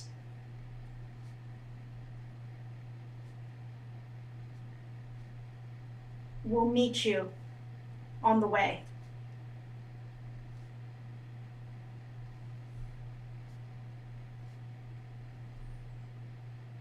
Anything else? Or And then I say, P.S. Vaclav says hi. got it. I was also imagining that Vaclav was like, "Oh, include this little sketch," and it's like Vaclav with like his shirt off on his waterbed with the fireplaces in the back, right? I was just imagining that would be hilarious. I don't know if you'd actually do that or not. I just was imagining that. Maybe I sketch it, but then I don't like it, and I'm like, oh no, too desperate, and In the fireplace. yeah, into the fireplace. Yeah. Exactly. Yeah, I picture like even Phoenix looks at it and he's like, too desperate. Thirsty. Perfect. So Phoenix, you attach that to Ember's leg and flies off to go meet. Oh, yeah. Yeah, but I also add Okay. because King Vaclav King said I have something to show you, and she didn't write that. Yeah. So then I write I have something to show you, and then underneath that I'm gonna write please send Ember back with a message that this is received.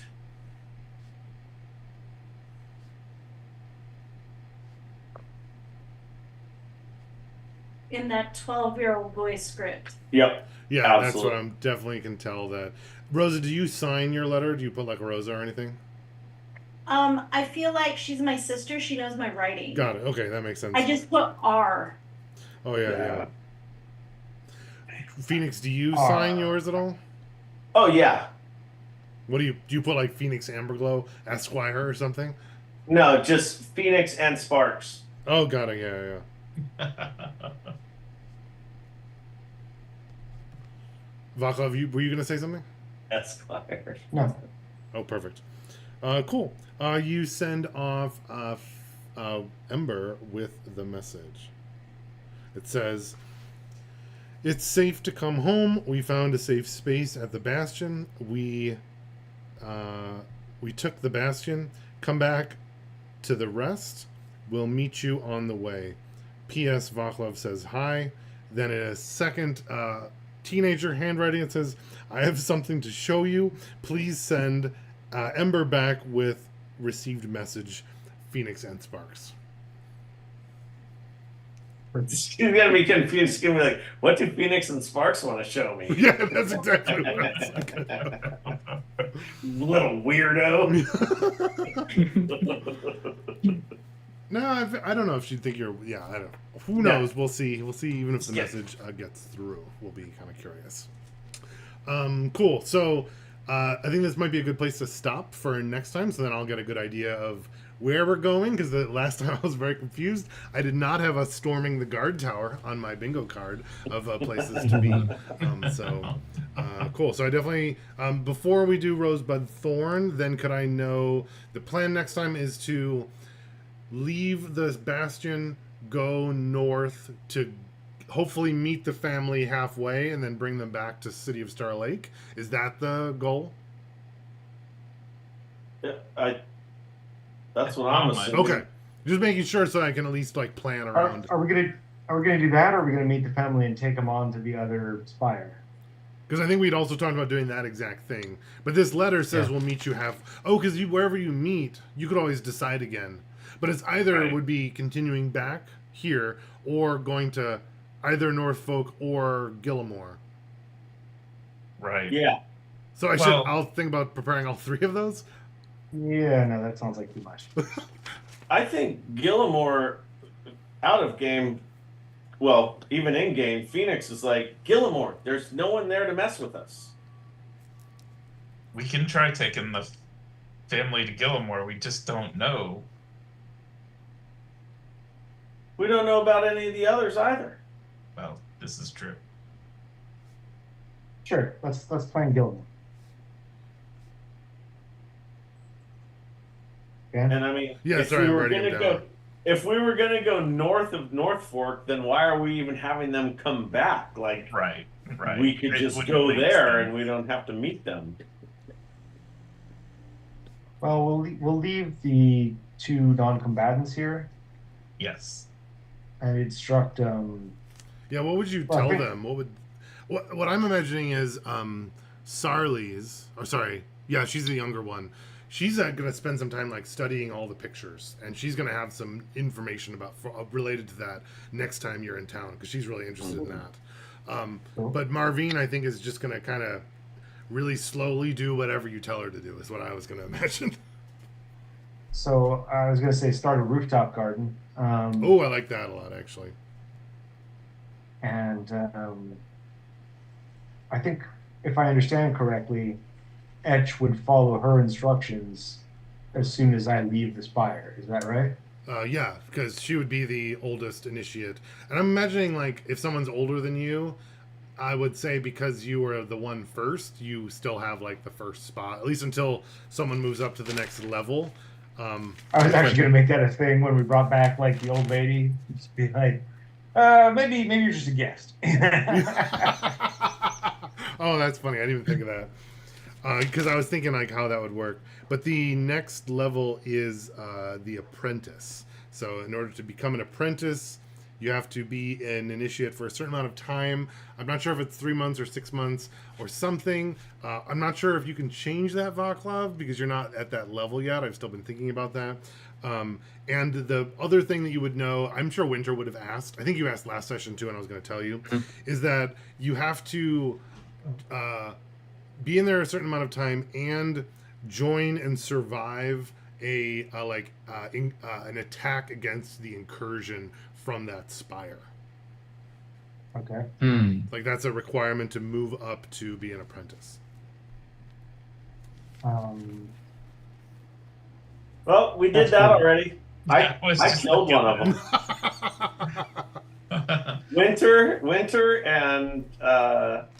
Winter and Phoenix have both fully attacked against the incursion. That's true. In my mind, it was more like getting to the beachhead, like getting into that like space between the planes where it connects. But that is a good point. I hadn't thought of that. You guys already did an attack. I'll think about that.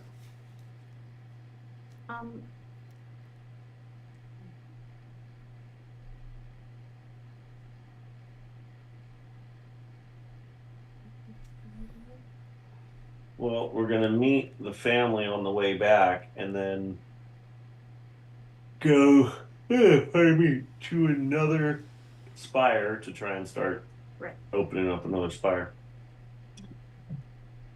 Or get the family killed. or get the family killed. One or the other. Because It's then we fine. can teleport back. Exactly. Yep. Yeah. But I did write down all 3 options. So I put like a star next to meeting the family and going to Gillimore. But I feel like there's always a chance. So I'm going to do my best to at least have something prepared for all 3 of the options for whether we're turning everyone back to Star Lake or we're continuing on and going to North Fork as well. Is what I'm thinking. But we'll see. Cool. If I could ask for a little rosebud thorn, I'm going to stop my sharing, if I can remember how to do that. Oh, there it is. And then I'll make the Zoom screen bigger.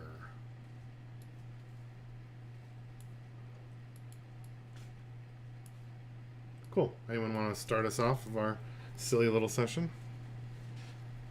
My rose is that we have a fairly clear idea of what's happening next. For Rosa, having some closure with reuniting the family, because we kind of just sent them off and she's been unsettled by that. With the additional boon of being able to be with the family that was left behind, is nice. Shout out to the really cool house in the Bastion. And then the bud is finding those other bastions to find out how those work, what incursions are those bastions linked to, and the continuing story and saga of like the dwarves, and it's very interesting. I'm very piqued. And then my thorn was I don't know, like I felt real quiet and off today because I'm just a little tired. And so there were times it's like, okay, what do we do? Yeah, that sounds good. We're just gonna let everybody else play and I'll just kind of add along. But my play of the game has to be, I'm going with Vaclav. The quick quips, I feel like Ian's figuring out Vaclav's voice and just, he's so skeezy. He's skeezy. So like just pompous. Cringe. Yeah. Edgelord. And but you're playing that really, really well. That like, oh yeah. Tell her I said hi. And then like the flourishes to the what's his name, what's his name, what do we call him, the Baron. Oh, the Baron. Oh yeah, the Baron, like just fucking with him like that, like just he's targeting him for good reason, but it cracks me up because I'm like, all right, cool, you're a dick too, so but you're in my corner, so I'm gonna let that slide. That's right. So yeah, that's my play of the game. awesome. Thanks.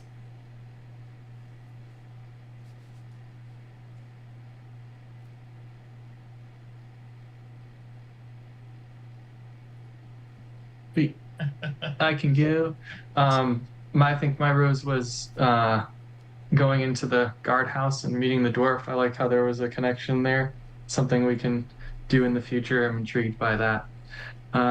But yeah, seeing more bastions, learning more about the world and all these 27 different things that are really bad, catastrophic, world-ending things that they're holding back. It's very intriguing. I don't think I really have a thorn. I thought my play of the game was Vaclav and Rosa intimidating, is it Lars, the guard? Oh yeah, that was really good too. That was a fun scene. I thought that was really cool. And thanks everybody, and Dan. Mm-hmm. I feel like Rosa, the paladin, has done quite a lot of intimidating compared to other paladins I've seen, which is just hilarious.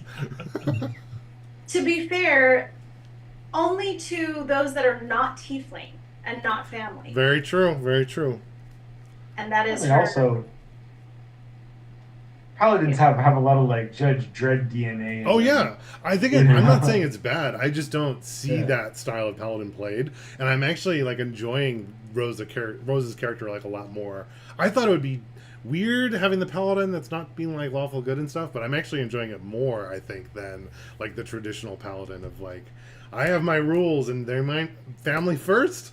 You know, we're better, and like, you know, we'll try to do our best as long as we can, but like, if you're gonna threaten my family, I'll beat the shit out of you. It's just like, I think it's really cool, and it fits. I feel like what so many paladins would be like in this age. It doesn't feel. It's not like stretching my belief or anything. So yeah, I like it. I also want to give a shout out Winter's play. So Ken, you're like I want a dragon horde. Oh, Also, I move forward. I like just like that just stupid teenager. Like it's so funny. I'm just like, oh my god, Winter, stop! And then I'm like, oh wait, no, he's playing a 17-year-old boy who's pompous and really thinks like he's that like that. You've got a lion in the pride, and Winter's like, no, I'm gonna be king. I just can't wait to be king. yeah, totally. He's like the Simba, just waiting. And Vaclav was just like, sure, whippersnapper, whatever. Doesn't take him serious. Or I also liked when Winter was like stomped off and then like immediately rejoined the conversation. Because I pictured him to be like, oh, you guys are so mean. And he would like, oh, no one's sad. And then he would like rejoin the group. And like, no one's, right? Like totally like was so perfect. Yeah. Cool. So my rose was the chest of bounty. I love that we just happened to find a chest and it happened to have a bunch of cool shit in it. Like that's fun. Thank you, Dan. My bud is going to Gillimore. Seriously, like from the first time I heard about it, I was like, we need to go there. So I mean Phoenix, of course, not me. I could care less. Sure. My thorn was Phoenix's anxiety level over the whole raid going to get the freaking people out of the brig. You mean Travis's? Dude, I get into character, okay? I can't help it. I'm a character actor, all right? Uh-huh. So, yeah, that was whew, not cool. Play the game. Yeah, I agree with Tabby. Winter, like just impetuous choices, just driving the game. Not saying I want to deal with that for freaking 20 levels of this, but like, man, today was freaking great, dude. I was like, ah, fuck, well, yeah, we're doing this. Even though it did create massive anxiety for Phoenix, who was like, they're gonna die. So I guess we'll just stay here and try to see what we can do. I was going a little bit back and forth on that encounter, but I think it played out like what made sense. But I was just imagining Phoenix like watching them. Oh, the guards are coming. Oh, they're beating the shit out of all three of them. Oh, I think they're all dead. Loki, what do we do? Like, I don't know. Like, would you guys have to then go rescue them or something? As it was just like it could have been in so many different ways, but.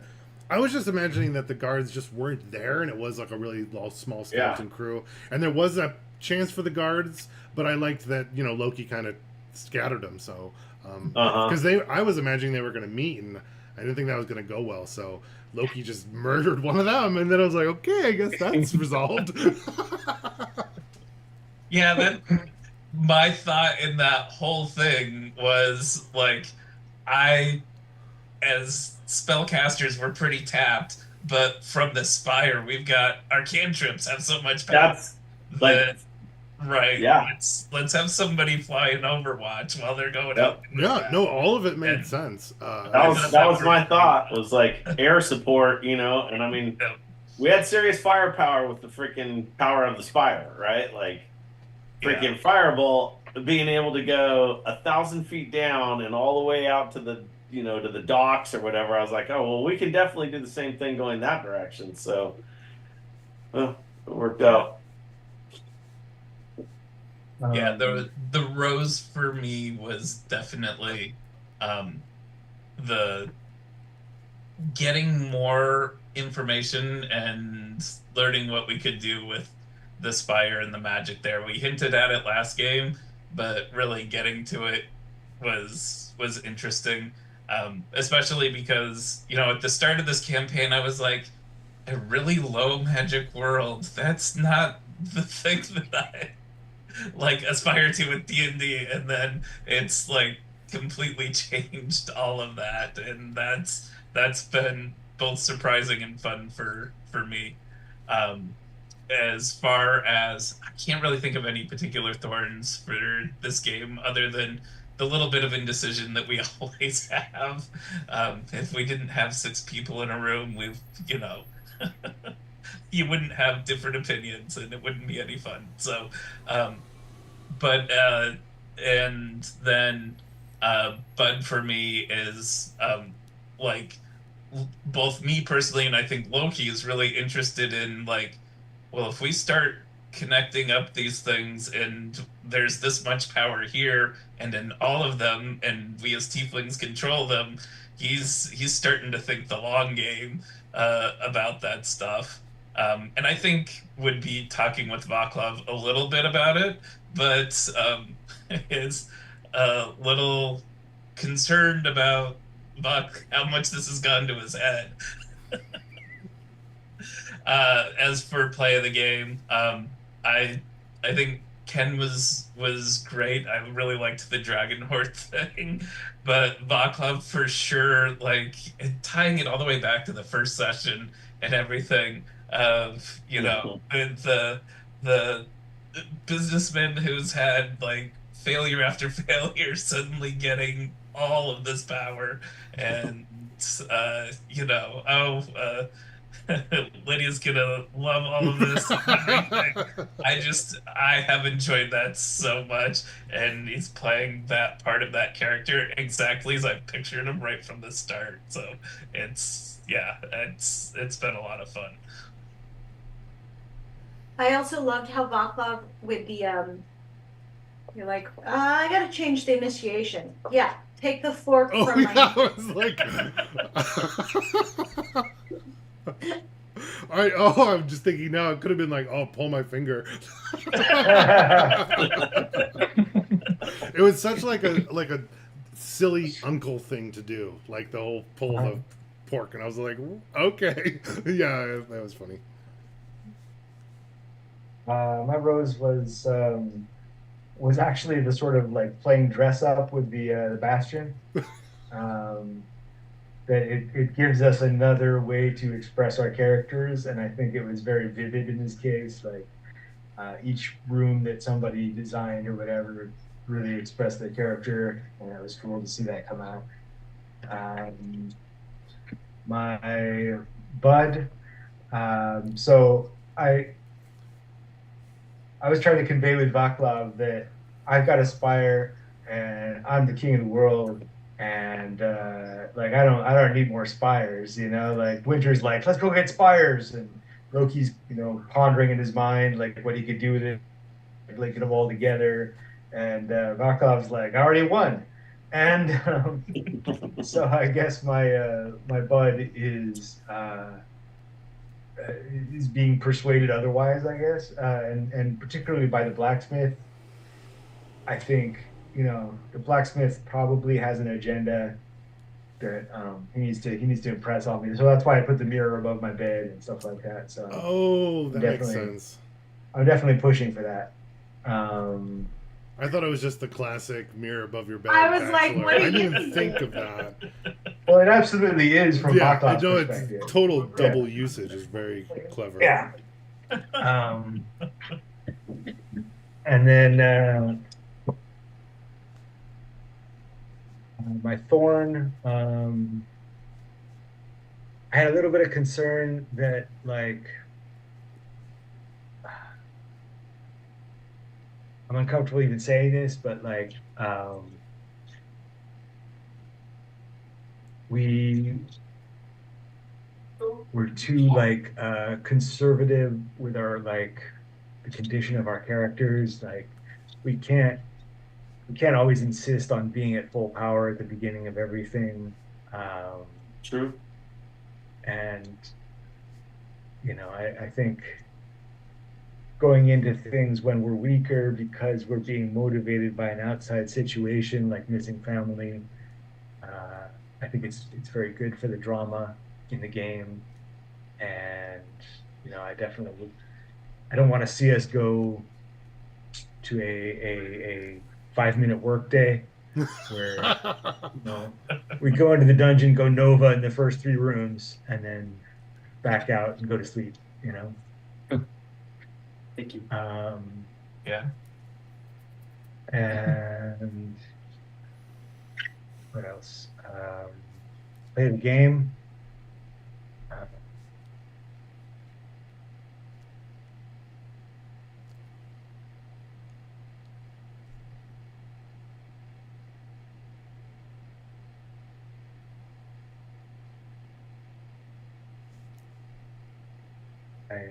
I do agree about Winter's characterization. It was really vivid. The sort of sleeping on the horde and the excitement and the sort of kinetic Ken pushing the game forward. And I also really loved Phoenix's room with 2 of everything. I thought that was so cool. I love how he keeps bringing back this invisible twin. And I definitely enjoy that. And yeah, so those 2. Sweet. Yeah, thanks, Vaclav. Yeah, interesting sharing the thorn about the condition.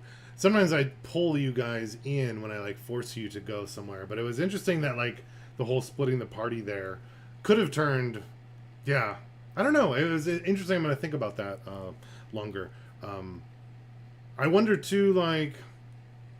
It makes sense both ways for Phoenix to be a kid and to be injured and be scared to not go out, but also would you have gone because of all of them? I don't know, but yeah, I like that. If you know how Phoenix is, hey, here's an idea, and then someone says, no, don't be stupid, kid, we're doing this. Okay, we're doing this. If everyone had said, nah, we're not staying.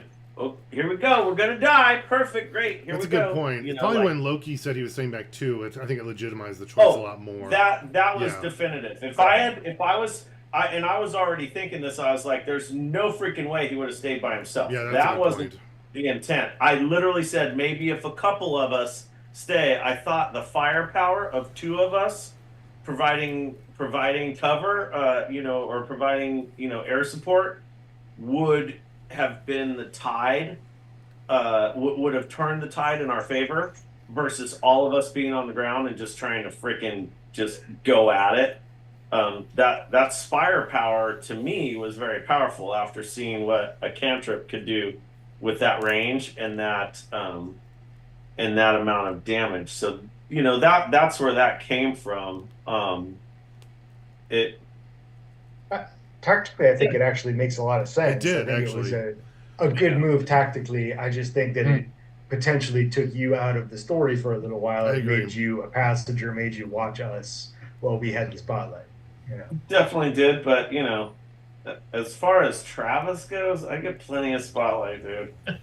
You were at that party last night. Come on. You were pretty exuberant. Yep. Yeah, and I don't mind those things either from my point of view. And I thought that I really thought that was something that went well with the game. It was just a question of, in my mind, how many people went and how many people stayed behind. And I was also looking at, what we had available and what the options were and the extra power that we had from the Spire, opening up some opportunities that if things had gone differently may have, I think it would have, I had ideas in mind, I guess is the thing.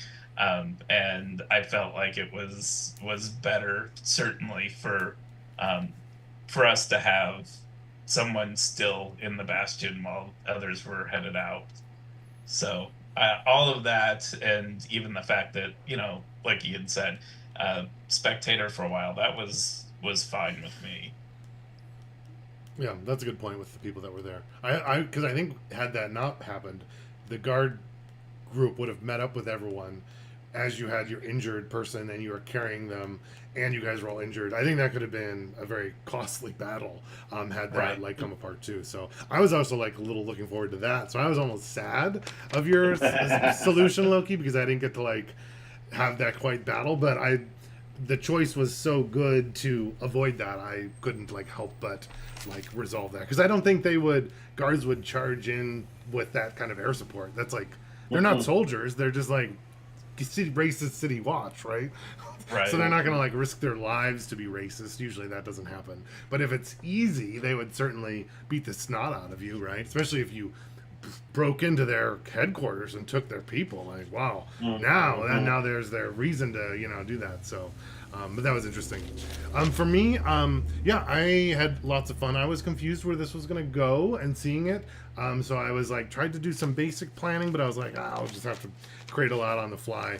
But I really liked diving into the bastion. I've been thinking about like how it works a little better in the shaping, and I like that you guys are kind of molding it to how you want. And I really liked all the rooms. I was like, I wonder if you guys will do this, as I was like, oh, etch can make your room into whatever you want. And I wanted to be like, you could change the shape or something too, but I was like, I'm not gonna say anything.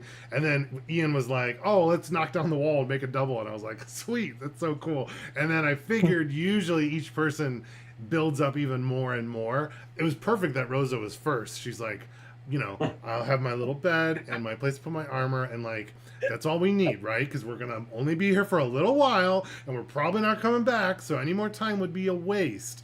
And then meanwhile, Vaclav, Winter, and Phoenix has his own private firing range. Winter has a full fake gold with all his little portraits around, and Vaclav's fireplaces.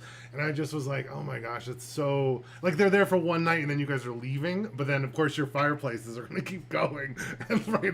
So I just love the like opulence of that magic, and like you never had a physical home, right? And now you do, and of course you're gonna do that. And I just really liked what that was like saying about your characters, in a really like fun way to like one up each other in a very like pro-social way. So I like really enjoyed that little spot.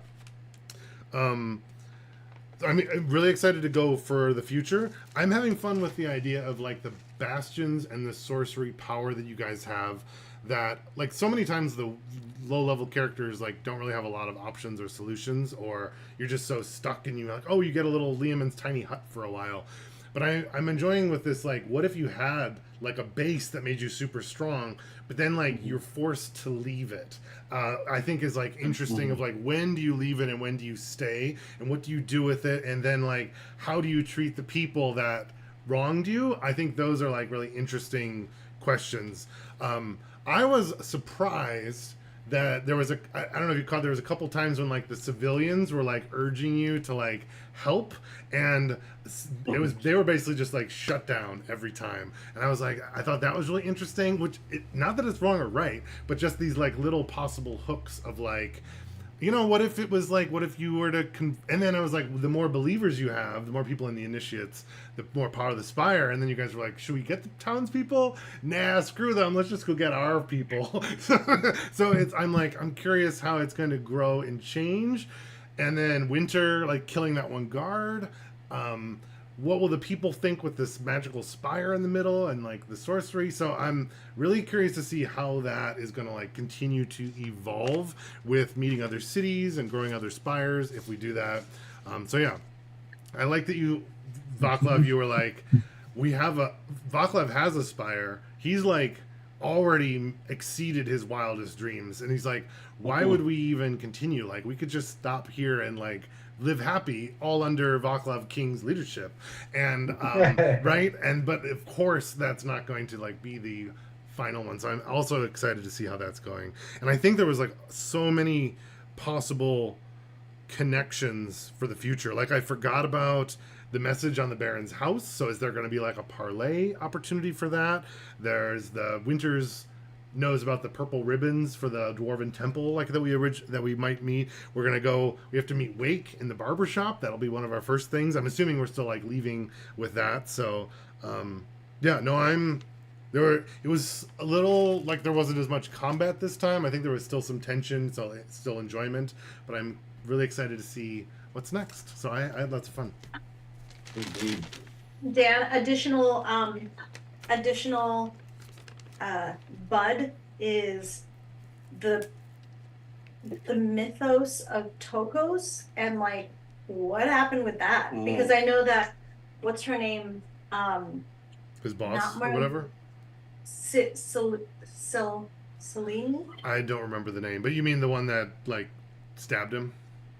Oh. The what's her name? The person. Zarlis? Yeah, the one that's going to be studying the murals and stuff.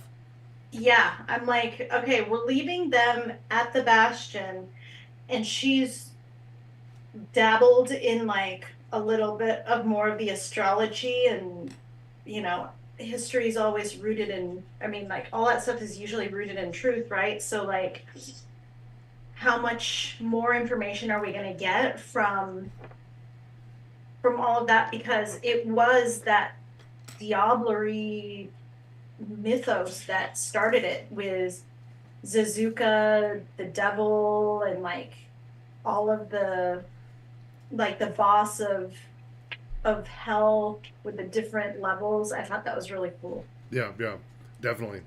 That all that stuff is also like ongoing that we'll be learning about as we discover throughout too. Yeah. Cool. So with that, what was I gonna say? Forgot. Play the games. It looks like there's like a tie-ish between Ian and Ken, and I think at least one of you used your inspiration. So if you don't have it, then make sure you take it. Cool. Cool. What's everyone's availabilities look like for the future? The next Sunday or the...